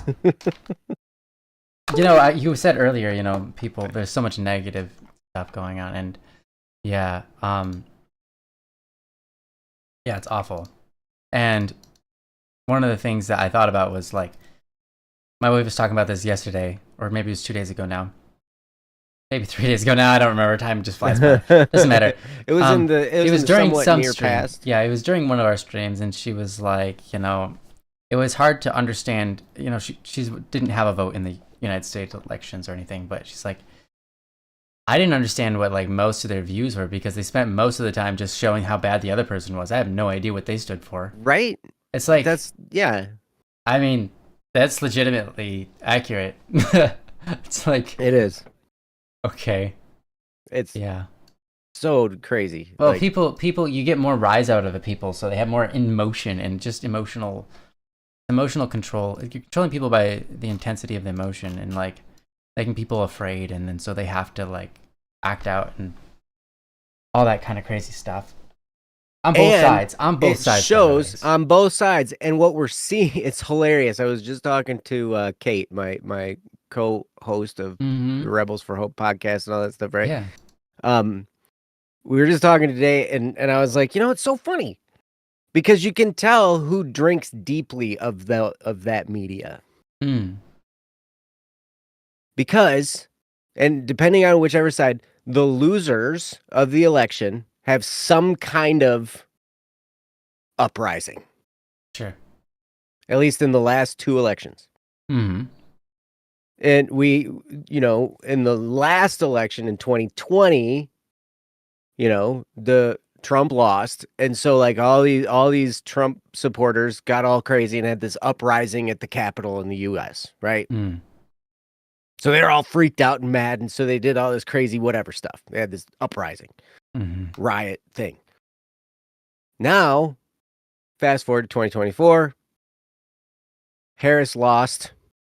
And her supporters are freaking out, and they're like, I'm divorcing my husband. I'm shaving my head. I'm not going to talk to any of my family members, and blah, blah, blah, blah, blah. Like, it's not an aggressive uprising. It's a passive-aggressive uprising, but it's still an uprising. I would say that's pretty aggressive if you're like, I disowned my family. I don't talk to them anymore. Yeah. but I'm not fair going enough. I'm not blah, blah, blah, blah. Yeah. Well, but it's not like they're going out and doing violent acts. They're not like rioting. They're not doing that. Yeah, I guess you're right. That's passive-aggressive. Hold on. Is shaving your head aggressive? You're doing violent acts to your own head. your hair. Well, they're Your hair doing is it as a literally symbol. your They're hair's doing it. I mean, literally I getting shave my head. I'm shanked. like, okay. I'd be like, okay, lady, you're gonna shave your head, and and divorce your husbands and do all this kind of stuff, and you're gonna, not have sex and whatever. Fine, but realize you're making yourself more like a man. Oh man. Well, that's a thought. That's You're funny. shaving your head. A lot Mm. of men shave their heads. Yeah. Less women do. That's kind of funny. Of course, how much hair you have on your head doesn't determine whether you're a man or a woman, but It's true. Like, it doesn't yeah. matter. But like, Hmm. seriously, like, just the whole thing. It's Yeah. hilarious to me. Yeah. But yeah, Some of the stuff like I'm not gonna have sex stuff, and I was like, good on ya. Wait, what? That's a protest? No, you should just be doing that. What? that's how you should be acting. Unless you're married, Yeah. then If you you're should married, be it's fine. having lots of sex. Oh, as much as you Whatever. can. No, I'm kidding. Yeah. Oh my goodness. Okay, let's move on. My goodness. How ridiculous. So, we have approximately 22 minutes. You want to do another I saw topic? that. Oh, oh, oh. Those faces. Yeah, we got to do a topic. Yeah, let's do a Those very topic. surprised face. Let's do Uh-huh. a topic. Okay. Um, Yeah, you're right, Neonsai. mhm. Anything that involves ignoring people is passive aggressive. When you're actively ignoring people, yes. Mhm. Yeah. Or indirect, yeah. Yeah, we're not Oh, professionals. Sadale. Information. Yeah, thank you, Sada. Thank you Thank for you, Sadale. covering for us. Obviously, we mean Like, no harm or offense, and we don't actually have right. we don't hate anybody. We're happy that people are here with us. Well, I know it's so crazy. Like, It's just we're I get in political discussions with people, and I have no side. yeah. Like, I'm just I like, I've been there. I've been there recently. You know, and like someone was freaking out. I'm like, I'm just gonna be honest with you. It happens on both sides. Everything that you just said for like half an hour straight to me, I've heard both of that on both sides, and everyone's saying that right. about the other party. My I point is know. not to make you think like, oh, but they're lying about it. It's like, or anything. My point is, it's gonna be okay. Just, it's okay. It's okay. Hmm. Uh-huh. No one's perfect, Take clearly. some time. My advice would be the same. Read the Stoics. Mm-hmm. Learn how to detach from all this craziness that's going on, Mm-hmm. and be at peace. Yeah. And you can totally do that there. It's weird that, like, because I read the Bible and everything too, and you can get a lot of that message in there. You can get a lot Oh, of sure. messages that bring you inner peace. But I think the Stoics really nailed it as far as, I think so too. They did a really good job. especially for someone who might be a little bit turned off by the Bible or Christianity or whatever, Sure. because that exists, and we're not here to pressure somebody into religion, but these guys' philosophy really, Mm-hmm. It but embodies it. It it's pushes kind you of the towards same. peace. It does. Mm-hmm. It does. And peace is the gem of life that a lot of us are seeking without even knowing what it's supposed to be. We're looking for Mm-hmm. peace. Most of us. The most underrated, most desired attribute or state of mind or whatever, right? Yeah, Yeah. Peace is huge. I agree. And stoicism, that's basically my view on politics too. Just stoic. I don't put myself in any party. I just try to listen and try to get the best out of it I can. I realize that there are evil people and good people, and one person is both, and everybody is both. They're both good and evil, and then you just try to go like, how do I can't make much of a decision about who that person's going to be, but what can I do to help just get the best out of life that I can? And make that decision and recognize like either way, in the Catholic Church we have this thing. It's really awesome. Many priests I've heard say this, and it's like during election times, they're like, guys, remember that no matter what happens, the true king is Jesus, God, the creator, all of that.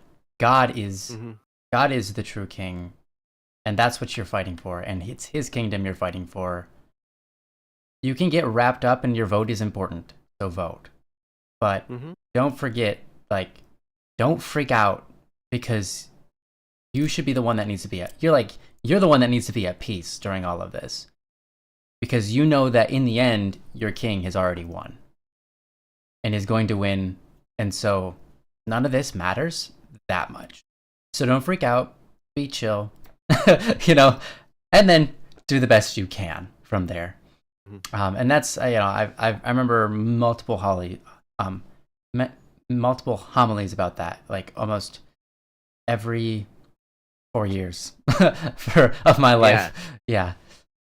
Oh yeah. And it's really great. It's crazy. And some of the most annoying people are the ultra conservative Catholics. Yeah, absolutely. Yeah. Like, forgive me. I'm sorry. I love you guys, but like, I'm like, don't forget, whoever's the president isn't your God.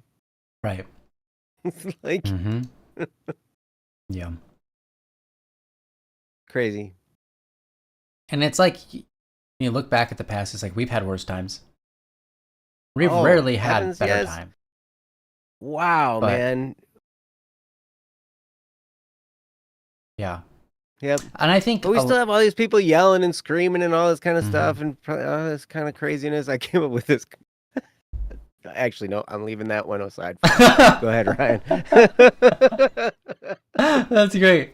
I like that, Joe. I like it. Yeah, no, I think it's hard to, it's like if you look at history and you see where humanity has been and where it's come from and what it's had to fight through and all of this, you can ask yourself, like, oh my gosh, you can have the opinion that it's like this election, all of that's on a stake, right? But the reality is, generally, it's not, because humanity has come to a point that it's so much different now than it used to be that it can never return to where it was. And what I mean by that is the general culture that you cannot, like, you're not going to change a culture immediately depending on a president. And our culture is so much better now, even if it's not perfect. There's a lot of that's wrong with it, but it's still so much better now than it was just like 1,000 years ago, or especially 2,000 years ago, and especially 3,000 years ago. Like, it's so much more caring, so much more considerate, so much more loving. So much, like, actively, there are people in the world who actively seek out the good.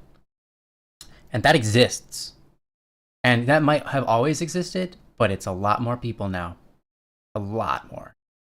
And so... I mean, if you can go poop without having to put your shoes on and take a shovel... That's a good world. That's a good world. Then you're doing... You're doing pretty great.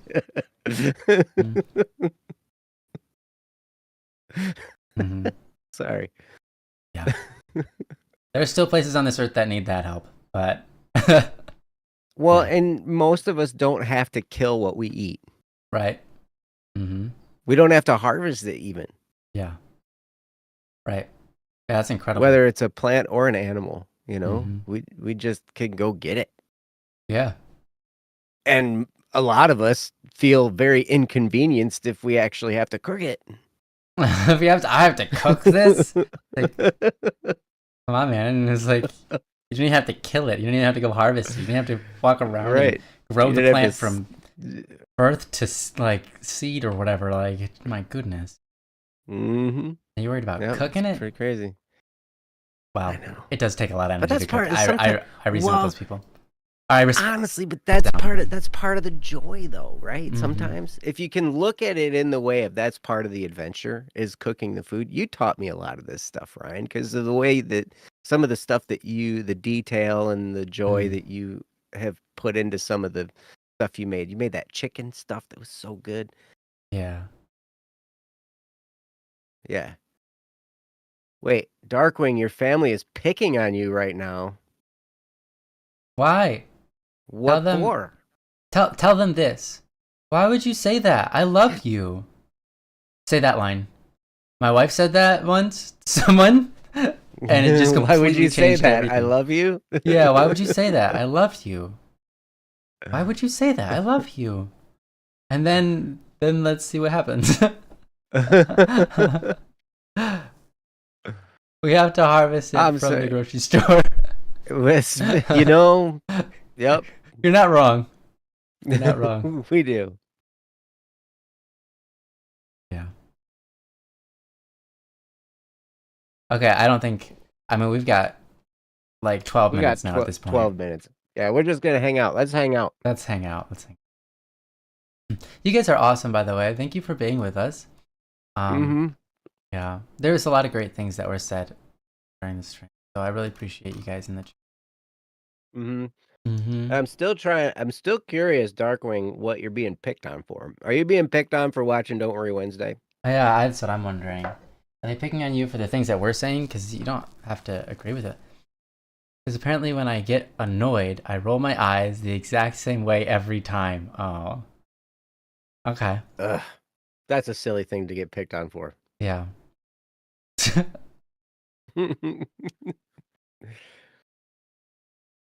Well, but I guess that means you're predictable. And that's just part of your personality. You know what? I'm sure they're doing it in all fun and all love Mhm. and all that kind of stuff. They're not like picking on you in a mean way. The idea that But I being do know. Mhm. Go ahead. Oh, I was gonna say the idea that being predictable is a bad thing makes no sense to me. Because when you can learn somebody and you can understand what they're feeling or what they're expressing by their like facial expressions or what are their mannerisms, whatever, like, or you can predict what someone's going to do, like that's a win. That means your relationship with them is tight. Like you can understand Mhm. each other and you understand the way that they feel. Like that's a good thing. There's no need to be unpredictable. Unpredictable isn't. I mean, certainly isn't a virtue. Neither is predictability, but still, there's definitely an advantage to being predictable. Mhm. Mm-hmm. I'm extremely predictable, Yeah. especially every morning. I do the same stuff every Are morning. you still doing the 3-step pattern? Extremely predictable. Mm. Um Actually, you know what? I've kind of gotten away from that. I need to do Yeah, that's that what I thought you again did. because I used to write it down. Mm. Well, I did it. I used to just think it, and Right. then because I had a calendar that would remind me to do it, and then I would just think it, and then I'd mark the day off the calendar, and Mm. then I started doing it in my journal, and I was journaling every day. And I haven't. I'm probably journaling now maybe once a week instead of every day, and so What's your morning routine? I get up, Drink water. drink water, Yeah, I knew that part. go empty the tank, Mm-hmm. the water tank. Your own personal water tank. My own personal water You're tank. you're on board. Yeah. Yep.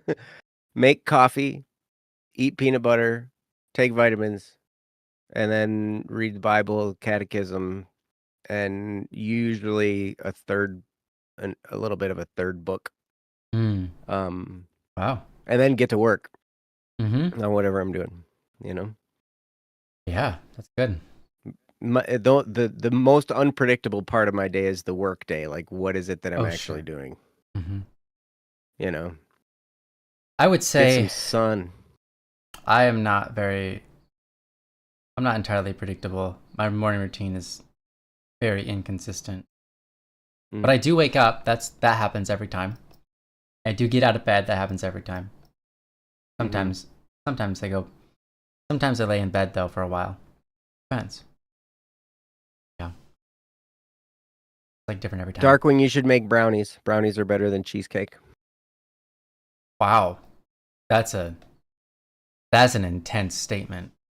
I know. I know. It's controversial. Um, I really like both. Brownie is easier and can be eaten quicker. Cheesecake takes longer and you gotta wait for it to cool down in the fridge. That is true. And Neonsai makes such good brownies. Mm-hmm. Yeah. Beyonce makes amazing brownies. Mm-hmm. She uses uh what's the sugar with molasses in it called? Brown sugar. Wow. Gee. Brown sugar. She uses brown sugar in her I mean, brownies. it's brown, but what's it called? Yeah.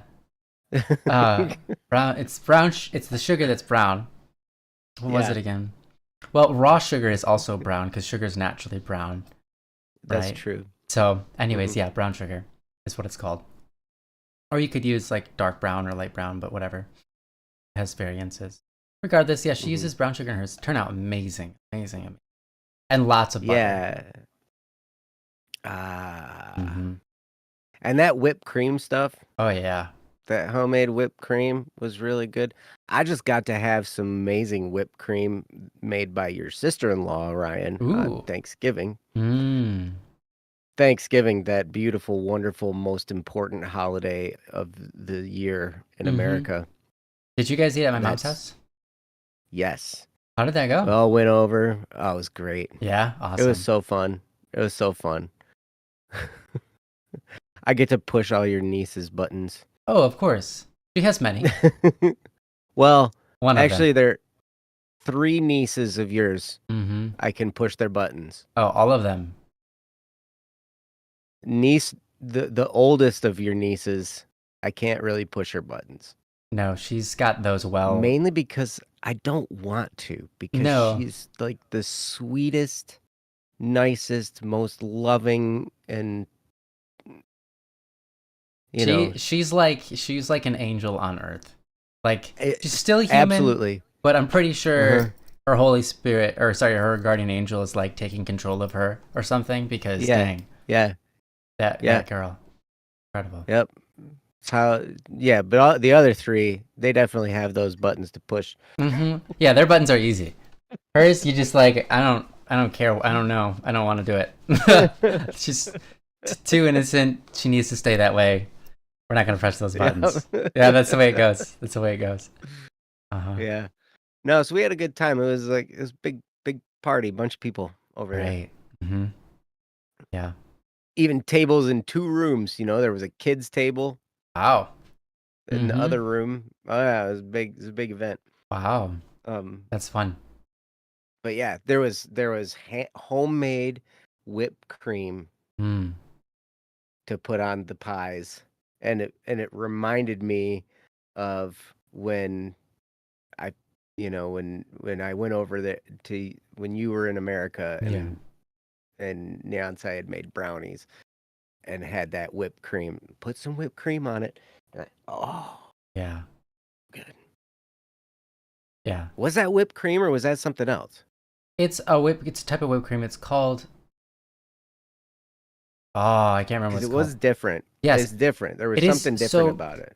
Instead of just using heavy whipping cream, you also add mascarpone cheese. And there you go. French chantilly cream. Yeah. Yeah. And then you also add in real vanilla bean, like the actual vanilla beans into it.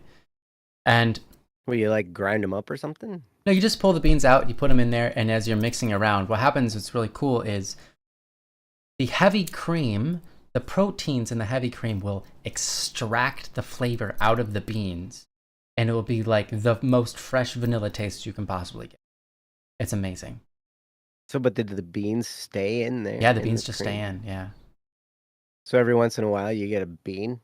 Beans you get tons of them. They're like these little tiny black things that you can't even, like. Oh, they're little. Okay. Yeah. Okay. If you ever I'm thinking, I've never seen a vanilla bean, so I don't know. So a vanilla bean is little, like, huh? So technically it's the vanilla seeds. I think. So the vanilla bean. So the beans are long, like a the string bean's bean? long, and it's black because it's been dried and whatever. It's very long. And then when you open it, it's got this this sticky gel and beans inside, and you basically just scrape all of that inside into whatever, and yeah. Oh, if you ever seen small black dots and vanilla flavored things, it's the beans. Yes, that's exactly it. Gotcha. Anyone have pumpkin whipped cream? No, but it sounds amazing. That sounds like an amazing idea. What is that? Tell me about it. Yes. We are progressing to a food channel now. Do tell. We love food. Yeah. I love learning things about food. Yeah. I mean, I didn't have any pumpkin pie this year, but almost every year I have pumpkin pie with whipped cream on it. But pumpkin whipped cream. Yeah, what's that? Tell me about that. Yeah. I like pumpkin spice. It's so good. Pumpkin spice. Which is right, Neonsai? Oh, it's pumpkin flavored whipped cream. Okay.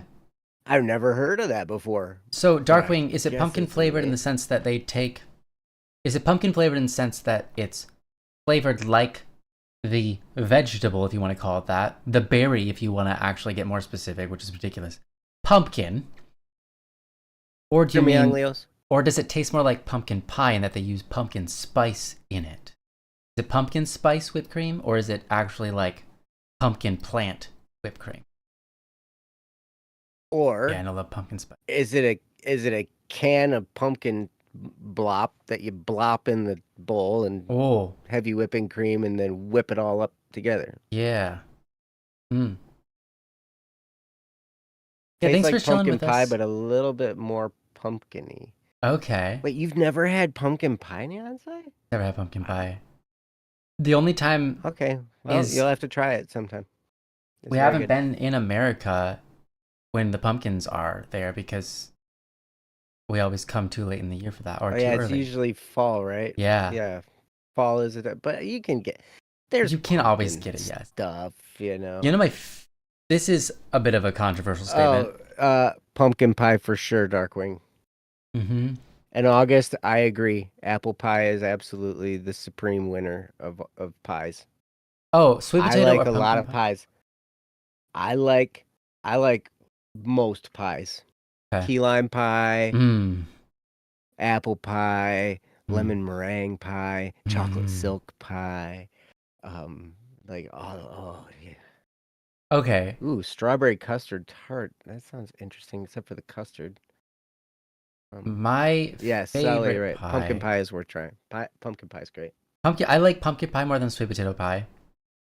I might even, on some days, it kind of goes back and forth. Apple pie and pumpkin pie, I guess, are about equal for me. I like them both. Question, Joe, have you ever had pumpkin pie with cheddar cheese? I believe you have, right? Sorry, apple pie with cheese on it. Apple pie with cheese? Apple pie with cheese? I don't think so. Okay. I know a lot of people have had apple pie with cheddar cheese. I haven't tried it yet. I would like to someday, but I want to do it the right way. I don't want to just select some random cheddar cheese. I want somebody who knows what they're doing, so I can have it the right way. But anyways, my favorite pies are lemon meringue. Even though I tend to like lime better than lemon, I think I like lemon meringue. Though I really do like lime, but I like lemon meringue is my favorite, and my other one is probably banana cream pie. That one's really good. Banana cream, huh? I had a banoffee. What was that? A banoffee cake? No, it was something. It was like a banana coffee pie cake thing. It was amazing. I don't know what the recipe was. I want to actually remake it someday, but I think there's something to that. That was really good. Anything banana is always so sticky. Sticky. Yeah. True. It's super sticky. Sticky date pudding. Sticky date pudding is so good. Not a pie though. I don't mean to backstab you. I definitely prefer salty things to sweet things. Right? But that has to be clarified. But I do like pie. Pie's and good. I do like chocolate. And I like ice cream as long as it's chocolate. Oh, not vanilla? No. Okay. Well, vanilla ice cream as long as there's chocolate syrup. Mm-hmm. Any fruit flavored ice cream, I'll whip it at the window. Mm-hmm. Yeah, fair enough. Nasty. But yeah, cake I'm not really that big of a fan of, really. Mm-hmm. You But know, brownies I like. And I like the German chocolate cake. I don't know okay. if it's German chocolate cake in America is the chocolate cake with the coconut frosting, Yeah, like yeah, the yeah. brown coconut frosting. Mm-hmm. So good. Mint chocolate, no, not a fan of the Not mint not into chocolate mint. chip. That's fine. Um, And I live in St. John's, Michigan, which is the mint capital of the world. wow. I believe that. I believe that. um, yeah. My favorite pumpkin Germany dish. does not grow coconuts. I know it doesn't even grow coconuts. I know that's what I was It like. Why is doesn't that make sense. German? Is Why what is it German chocolate cake? when you said it, and then you said it was like the one with the coconut top. I was like, wait a minute. Why have I never asked this question before? It's in That makes no it's in the sense. frosting, right? Like Mm-hmm. it's got coconut in the Yeah. frosting, We'll call right? it German It's chocolate so weird. cake. Why? Because I'm German. That's it. Because I'm German and I made this in America with things that Germany doesn't even have access to, like coconuts. Uh-huh. Boston cream. I love Boston cream. Yeah, Boston Boston cream cream pie is a little cheesecake. close to custard. Oh man. That sounds incredible, Darkwing. Everything you just said, absolutely. And I like dark chocolate too. I like the dark chocolate, like 100% chocolate with no sugar in it. I like that. Um, Yeah, that's so, good stuff. I have what is this stuff? This is dark chocolate. It doesn't have a number, so it must not be that dark. took you 2 days to make? It sounds like it would. That sounds incredible, Darkwing. You are a baker. Mm-hmm. That's But amazing. Neonsci had a point up in the chat a little bit ago. Mm-hmm. She says I want to make brownies, but I don't want to clean. Yeah. That's the thing about baking. Mm-hmm. It makes a mess, It man. really does. It makes a Yeah. mess. It's You funny. dirty up every dish in your house and make a mess all over your kitchen, and you like cleaning up after baking is Yes. crazy. On that point, so Nyansai said, Yes. you like salty. Messiest form of You cooking would for like sure. you would like Ryan's cooking. I like salty more too. And then she said, everyone likes my desserts more than I do, and that is true. But it's like we both cook in the kitchen, Hmm. and like I'll make a whole meal. It could be several meals, whatever. And I've already did like 4 dishes at most. Usually like two. I figure a way to do everything with one pan and one spoon, right? Hmm. And then you can't do that with baking. It's not possible. Like No, she bakes. you gotta. She's as Yeah. conservative as possible, but like you just end up dirtying the like 2, 3 mixing bowls, and then the Hmm. pan that it's gonna cook in, and the sifter that you have to sift through the forks, then whatever, everything, knives to cut it, everything gets dirty, and there's no way Yep. around it. Mm. Oh yeah. It's Bacon's good. ridiculous. I Yeah. remember just because like in order to keep things somewhat clean when I was married and I was, like my ex-wife, she did a lot of baking, probably still does. But like I would wash dishes while she was baking That's what we do and I usually. still Something like that. can't keep up. Still couldn't keep up. Really? Oh man, that's awful. Because they measure something and then they just throw it in the Yeah, sink, that because yeah, I'm there doing the dishes and then they're just like chucking stuff in the sink, yeah, her and her mom, you yeah, know, because yeah.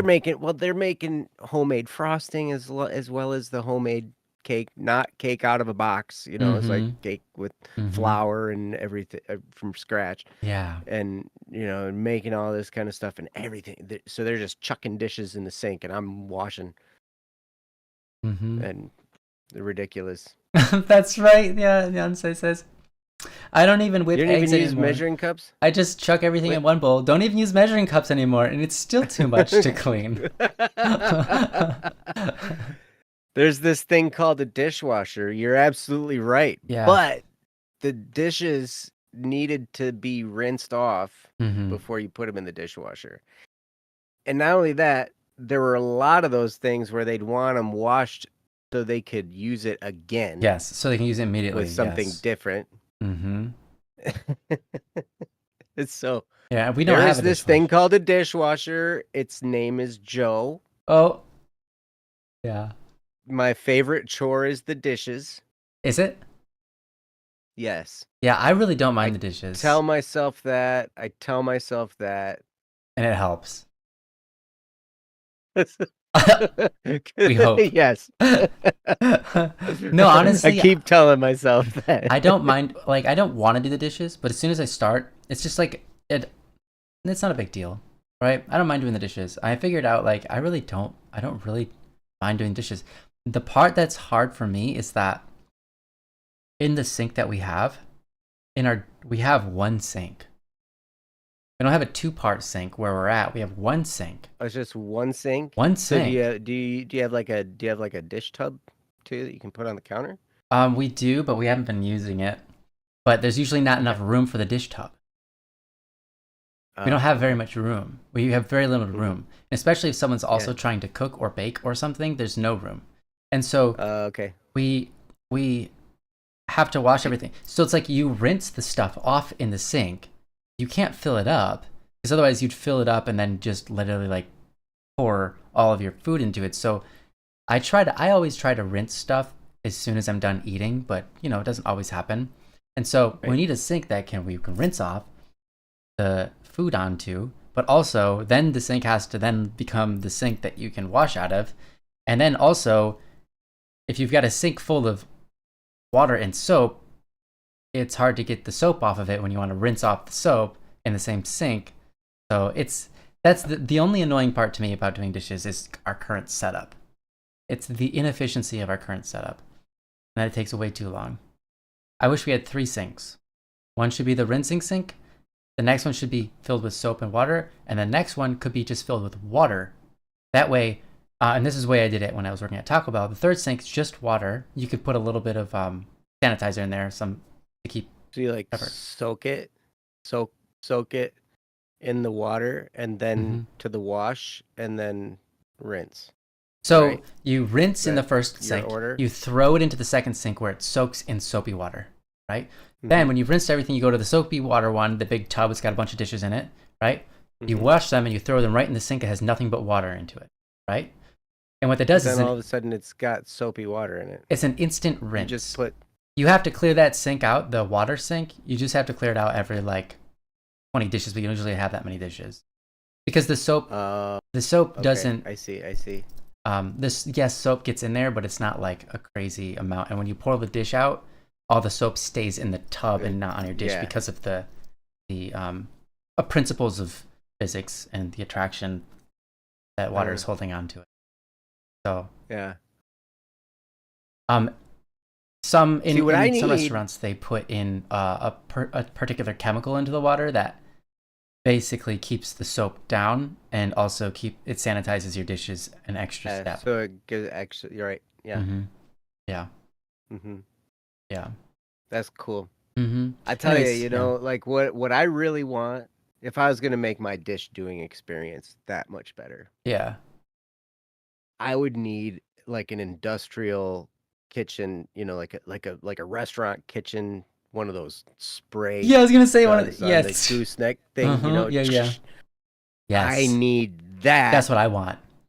And the whole room has to be backsplash all around, right? Like it has to be just tile on the walls everywhere. So I don't know if there's cabinets nearby. Have you been in a restaurant where they have I think it's basically the 30-second dishwasher. You do the dishes, and you put in the sink. You put them all in a little tray. Close the lid. Yeah. And then the tray comes out, and somehow the tray doesn't melt. Yeah, I know, right? Because when It's they come out insane. of there, they're like 5 billion 5 billion degrees. degrees. Yeah. Yeah. We at one restaurant I worked Five at, billion degrees Kelvin. Kelvin. Yeah, precisely, exactly 5 billion degrees Kelvin, and no higher, no less. Um, Right. the one I worked at had this pull down one. So like you put the dishes on this rack, and then you pull this cover over it. You push the button, like crazy loud, and then gone. And then you pull it up, and it's like these things are so piping hot that like they instantly dry themselves. Yeah. They're dry. Yeah. Because they're that hot. Because Like they're that they hot. evaporate the water by Yeah. being hot. Just by being so hot. Yeah. It's incredible. I love that thing. That's what I want. I want one of those in my kitchen. Then and it's so much better than like the standard dishwasher where you have to bend over, put all those dishes in, line it up, Dude, and then they're so lame. Mm-hmm. So lame. Like, I mean, I appreciate it. It's a great try. Mm-hmm. But like, why don't we all have those restaurant grade dishwashers? Yeah. I know. You know? Yeah, you have to put the dishes in the dishwasher for like an hour or something. I know. This thing gets it done within like forever. 30 seconds or less. Mm-hmm. Yep. Yeah, incredible. And you can get like the one I had. There was one like that. It didn't have doors, and you had closing. It was a conveyor system. Yeah. Wow. So you just set the little tray on the thing, and then and it's just going. Ooh, I You see. do your dishes, you fill up the little tray, you set it on there, and there it goes. And then in the meantime, you're washing more dishes, That's nice. filling up another tray. And by the time you fill up that tray, that other one's through, and then you just plop the other tray on the conveyor belt. That's Go over, grab the other nice. one. That's really Yeah. nice. I want one of those. Wow. But I mean, you're gonna like to make something like that useful with like the conveyor belt system, you'd need to be feeding Lots of like people. Yeah. so many people all the time. Yeah, if you did that in your own house, you'd see that thing go. There would be a waste of so much energy and water and everything. Right. It'd be like one cup. Hey, watch this. I'm just put my one But- coffee cup through the whole machine. But the one you're talking about, Ryan, with the little door, you Yeah. load the tray and close the door, and then it's done in 30 seconds. Open it up. That would be fine. That would be fine. I think. Mm-hmm. Yeah. But like the conveyor belt one, where you got to do that's designed for volume, right? Yeah. Yeah. Right. Right. Yeah. The restaurant I worked at wasn't. I mean, it was a sizable restaurant. It was actually quite large, but it wasn't like crazy. Like it was in a smaller town, right? So it wasn't in the city or something. So it's not like we went through that many dishes.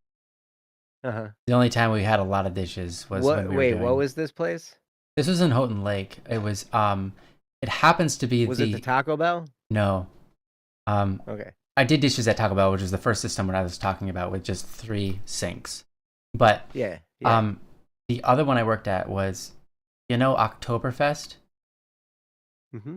And I think it's called Oktoberfest. No. Hold on. What's the festival they have in Houghton Lake about that's surrounded like Buzz Light or whatever, the beer company? In Houghton Lake, the festival? I don't know. But sorry, Bud Light is what it's called. Darn. Was it like, isn't that Tip Up Town? Tip Up Town. Yes, yeah, Tip Up Town. That's right. Okay. Anyways, there's a big festival, and people come from all over the world actually to go to it, and people get absolutely destroyed with alcohol in their system, and just like people all over the streets just puking, and just like people out in the water. You're worried they're gonna drown. It's right on the right on the lake, Houghton Lake, right? So in Houghton Lake, Lake is not a big town. This is not a crazy town. Yeah, this is not a crazy town. It's only crazy like one time a year, and it happens that this place, this establishment I worked for, is the establishment that started the whole thing, and they're where everybody congregates. Luckily, I was not working that shift, because I don't think I wasn't scheduled that week at all. But yeah, I could imagine doing anything that week is crazy chaos. Ridiculous. Yeah. Yeah, those festivals, man, it's nuts. Oktoberfest is a German thing, right? That's like the big beer festival in Germany. Yeah, I got right? the wrong one. Oktoberfest is... Yeah. We have Oktoberfest in Frankenmuth. Yes. I grew up near You there know, where we have that, and that's. Mhm. they're so silly. Yeah, They're so silly. they are so silly. You're right. Yeah. By the Yeah. way, August, I really liked your suggestion. August said, just send me the dishes. I'll just mail me the dishes. I'll clean them. Yeah, that's a great All idea, right. August. How Yep. much does Just this mail service some cost? dirty dishes. So if it's dirty dishes and you're sending them through the mail, does that count as perishable goods? The leftover food scraps on there. Mm, I'm sure that there would be you'd get a lot of problems. Like you can't, there would be a couple of bars to cross with that one. I would guess yes, probably perishable goods. They would get you on that. Uh, Hmm. anything perishable? Are you sending food internationally? Hey, someone sent me because I ordered it. No, I didn't. I didn't order it. Someone else ordered Well, it but for me. is there extra there's extra stuff at customs for like food stuff, Hmm. right? Someone shipped me literal live fungus.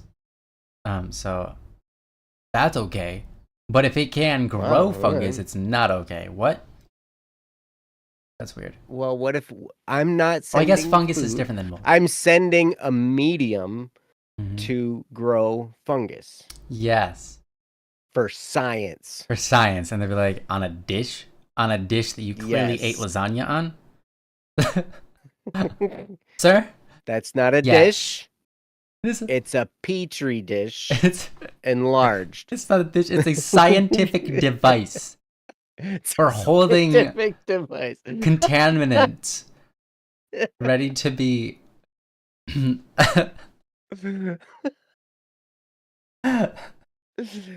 It's yeah, you're right, Sole. It's biohazard. It's not Yeah, perishable. it's bio. Yeah, right. Exactly. Oh, Ooh, oh, you're right. I'm not supposed to dabble in the spiritual world. ooh. Medium. That's right. I think. Yeah. So Darkwing. That's awesome. My mom sent us coffee cake last year around Christmas. Yeah, at Christmas, and it took like. Sweetheart, do you remember how long it took? I think it was like way longer than you would expect. Like maybe like 4 months, maybe 6 months to get to us. But it was vacuum sealed, and it was a whole coffee cake and several bagels. Do you remember how long it took? No. Anyways, it took like a really long time to get to us, and then uh, it was perfectly fine, and we enjoyed it. We ate it like 8 weeks, 6 to 8 weeks. Yeah, it took like 6 to 8 weeks Wow. to us in the mail. But by the time when we got it, it was still great condition. Oh yeah, I think you So were vacuum telling me seals about really that work. because you wanted to get some bagels, and the bagels they have in Australia aren't really bagels. They're not. Right. They're like Right. they're like a poor excuse for a bagel. Yeah. And so like If you live in the Australia's and I assume Europe, like at least the United Kingdom, and you don't like bagels, but it's because you don't know what bagels are supposed to be. mhm. Yeah. Bagels are great. Bagels are amazing. And I'm pretty plain when it comes to bagels. Like just a plain bagel Yeah, New York with bagel. just butter on it. Yep. Mm-hmm. Oh Yep. yeah, that's so Plain. good. Nothing, no extra seasonings, nothing weird, not the onion ones, not the everything bagels, not the whatever cheesy. I mean, those are fine, Yeah. My but least a favorite plain bagel My with least favorite one, even butter. though I love blueberries, the blueberry bagels are my least favorite. Um, and then That doesn't cinnamon surprise me. is, Yeah. and then comes like I would prefer plain over those, right? Um, Hmm. I prefer plain over the onion ones too, but Hmm. for me, the everything bagel is the top. That's the king, huh? Mm-hmm. King Yeah, bagel is the everything. yeah, The everything bagel. yeah. It's those I poppy mean, they're seeds, you good. know. They're good. Yeah, they're good. Yeah. Telling me You I can can send cheesecake. Uh, you can send me cake You got It to has to be vacuum seal. vacuum sealed, and it's probably gonna be expensive. When you vacuum seal cheesecake, I just imagine the cheesecake What just does going it need to be cheesecake?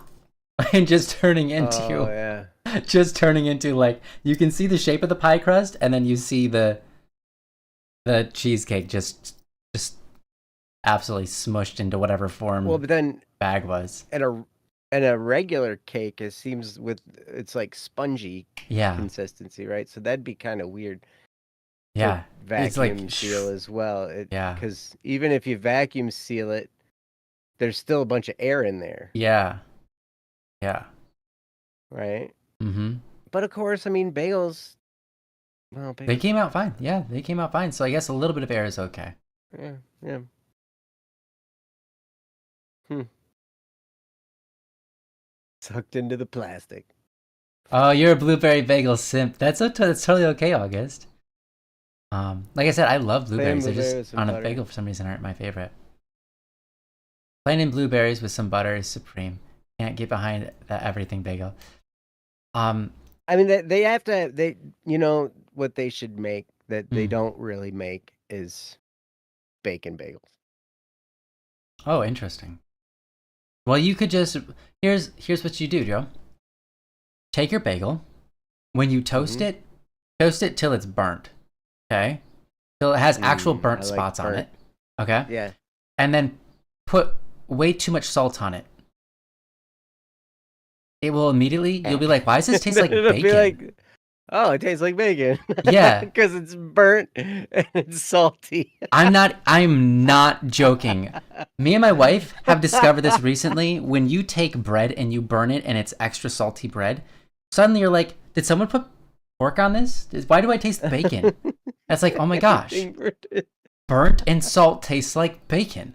Yeah, anything, see, on the outside it says as well, anything burnt tastes like bacon. Man, no wonder I like bacon so much. I know. And no wonder you like your what do you call that? Your marshmallows burnt to a Yeah, completely charred. Seriously? absolutely. Next time you have marshmallows, I dare you to do this, especially in front of your kids. Just bring a salt shaker onto your, and then you'd be like, and they're gonna be like, "What are you doing? What is that? Salt or sugar?" You're like, "Salt." See, now Uh-huh. it's gonna taste like bacon. And yeah, exactly. You're gonna be like, "What? I want it tastes like bacon," and then you're gonna eat it, and everyone's gonna be highly concerned until they do it, and they'll be like, "Oh my gosh, it tastes like bacon," and everyone's gonna have a great time. It's gonna taste like candied bacon. Mm, that does sound good. Darkwing, that sounds fancy. French toast bagel with cranberry cheese. Ooh. That's like a plethora How of did you do flavor that? explosion in your mouth. So I've done French toast bagel before, and it does turn out pretty darn good. Cranberry cheese though. Think about that. Yeah. burnt toast with recipes salted go butter. forever. That would work. Yeah. There you go. Twashu, your salted butter is saltier than our salted butter. In Germany, Yeah. is more salted than American salted butter. Yeah. Interesting. Yeah. Isn't that? You wouldn't expect that, but that's the case. Huh. Weird. Most of the butter I consume is unsalted. Really? Actually, I grew up entirely on salted butter because my mom was like, my mom was like, every recipe I get says unsalted butter, add salt. I'm just buying salted butter. She's like, that makes no sense. I grew up with salted butter. I'm just buying salted butter. This is ridiculous, guys. Yeah. And it's not going to be worse if you get a little bit of salt in your stuff. So, yeah, I grew up on salted butter. Well, the reason I consume mostly unsalted butter is because it's in my coffee. Mmm. And that, when you get salty stuff in your coffee, it makes it weird. People used to add a pinch of salt to their coffee. Like it used to be the norm. Really? In the probably in the 1920s to 40s. something around that era. Mm-hmm. I could be wrong about that. Someone could look that up. I could be too early or too soon. I don't know. Mm-hmm. Sorry, too soon or too late. But it used to be very normal to add a pinch of salt to your coffee. But remember that back then, coffee was like, now we have all sorts of different kinds of coffee, and they're taken care of, and etc.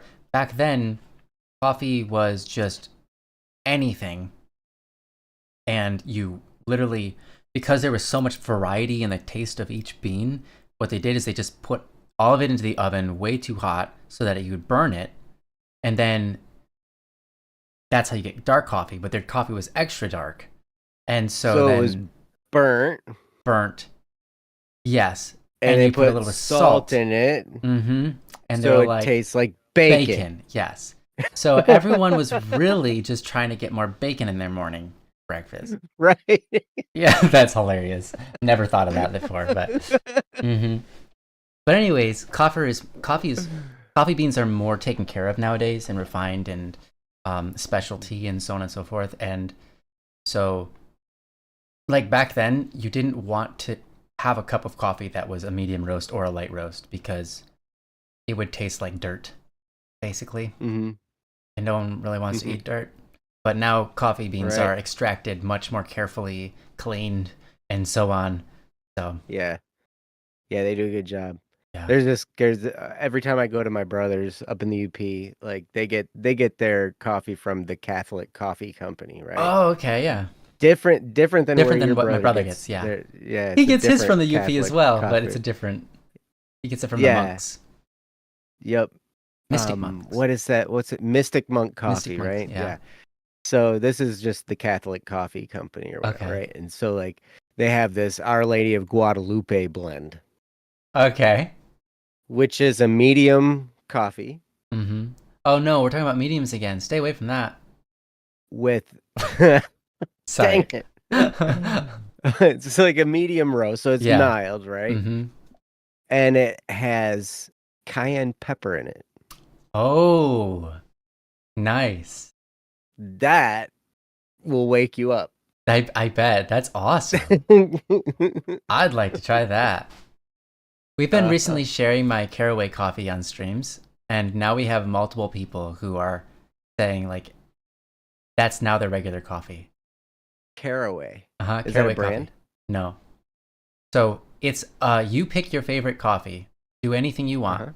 Do you like if you want an espresso, you can do this espresso, or you can do this drip. You can do this with any kind of coffee. All you do is you take a pinch, basically exact. See you later, Saule. See you later, Saule. I love you. You're amazing. Yeah, we're 30 minutes over, but anyways. Yeah, it's fine. Finish your story. I want to hear this. Yeah, you add a pinch, which is basically about 20 seeds because they're small. 20. A pinch is about 20 seeds of caraway. That you make sure you kind of open them up. So if you've got a mortar and pestle, you can kind of hit them or grind them up a little bit. Or if you've got a grinder, you can grind them through the grinder or whatever, right? But you want to make sure that the caraway seeds are opened up a little bit. So a pinch of caraway, same size amount of sweet marjoram, and same amount of size of thyme, right? So equal parts. Interesting. Sweet marjoram, thyme, and caraway. You put that in your coffee. If you have it with milk, put milk in it. If you have it with sugar, add sugar to it, right? However you want, the rest of it. It transforms your coffee in such a deep, beautiful... It's both bright and dark at the same time. And it's really, like, all the flavors blend together in a really, really nice way. I made this recipe, like, 4 years ago. Avila, who doesn't like coffee... I was like, hey, Avila, you don't have to try this, but this is my caraway coffee, and I really like it. Would you like to try some? And she's like, I don't like coffee. I was like, I know. It's okay. You don't have to try any. And she's like, okay, I'll try it. And so she had it, and she's like... You did the reverse psychology. Yeah, and she's okay, like... you don't have to. Yeah, you don't have to. And Avila was like, I like this. And I was like, yeah, thank you. I'm so happy, and I let her have some. But... This recipe, like literally people that have been coming to our streams, we've been telling them, and we've got multiple people who are like, yeah, that's my normal coffee now. That's what I do. Like every time I make coffee, just add a pinch of these 3 spices. Caraway, marjoram, and thyme. thyme. Yep. Caraway, marjoram, and thyme. And then yeah, add caramel to it, or anything you want. Anything you want to it, it's gonna taste good. If you just like it pure black, it still tastes good that way. For a minute, when you said marjoram, I thought you said margarine. I Margarine. was like, well, that's like That's not kinda really a like spice. I mean, I put butter in my coffee. Yeah, you do. You do. Sweet margarine. Nope. Sweet marjoram. Sweet marjoram. Marjoram. Yeah. The what? The what? Caraway? Caraway. Caraway. Oh, they have a different word for So is that the Kumel. German word for it, Twashu? Is that kumel? Kumel? Kumel? I thought you were gonna say it that tastes like bacon again. That's hilarious. No, it doesn't taste like bacon, guys. It does not taste like bacon. I mean, if you burn it and put salt on it, it'll taste like bacon. There you go. So if you want to take that, you gotta burn it. You burn all those ingredients and add some salt. So what you do is you take that coffee that you just made and you put it in a fry pan on high until it turns into a like crust, and then scrape it off the pan. Put salt on it. Mm-hmm. Bacon. Boom. That's my kind of recipe. How do you like your coffee? In the pan, dehydrated, burnt, salted, scraped, yeah, and in my cup. Crusty. I like my coffee crusty and salted. Could you imagine this? Could you imagine this? I love this idea. Take your coffee, basically boil it down past syrup into the crust, into like charcoal. Yeah. You put it in your cup, and you fill your cup up with water, and you give it a little stir. People are like, "What have you done? This is a what do you call that? Like a sin against mankind." It's like, check out the way I make coffee. I make coffee, I destroy it, and I add it to a cup and add water, and now I've got coffee again. Wow. It's overcooked, reconstituted coffee. Mm-hmm. S-rated prank. Yeah. What's worse, you could I start with the highest grade, lightest roast I can find. And then I burn it myself. Yes. Just burn it anyways. I burn it so bad it doesn't even matter what it tasted like before. Right. Oh man. Oh man, that's amazing. This is bacon. Fantastic. Oh my gosh, it's hilarious. Ah. All right. Hey, we should wrap it up, don't you think? Mm-hmm. I agree. Thank you guys for chilling with us. Someone just do this just staring at their family members. Just the whole time. Never losing eye contact the entire time. Yeah. They're like, what are you doing? And you don't say anything, you just stare at them. Are you possessed?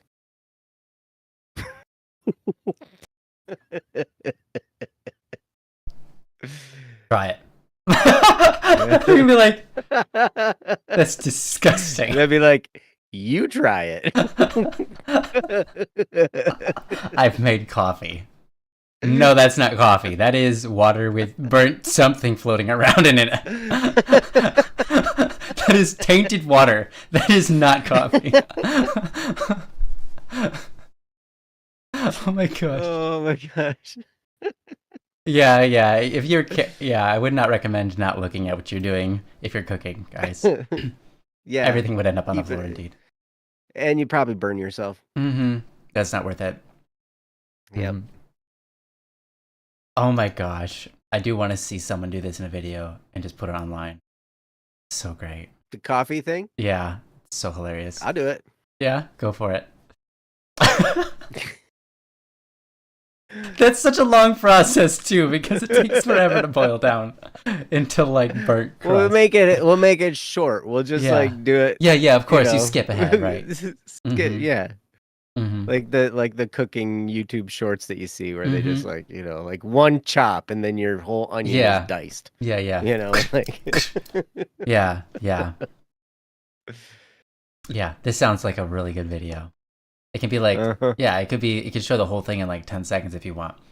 And it'll be like, what have they done? It's an abomination. All right. Well, thank you guys. Thank you for the lovely, wonderful, fun stream we've had today. And yeah, we appreciate you guys. You guys are amazing. Thank you, Joe, as well, for being an amazing co-host and for helping out. Thank you, Saule. I know you're gone, but thank you for telling people to go where to go. Please do go to don'tworrywednesday.com. Submit a topic if you have any topics that you want us to speak about. Obviously, we can talk about anything, but we prefer the topics that get into the nitty gritty of issues in your daily life. But regardless, thank you so much for being here, and we hope you have a wonderful, lovely rest of week and weekend. Joe, do you have anything you want to add on to that? Love you guys. You guys are amazing, and I can't wait to see you next week. Yeah. All right, guys. Love you all. You are amazing. Bye, guys. Bye. Peace.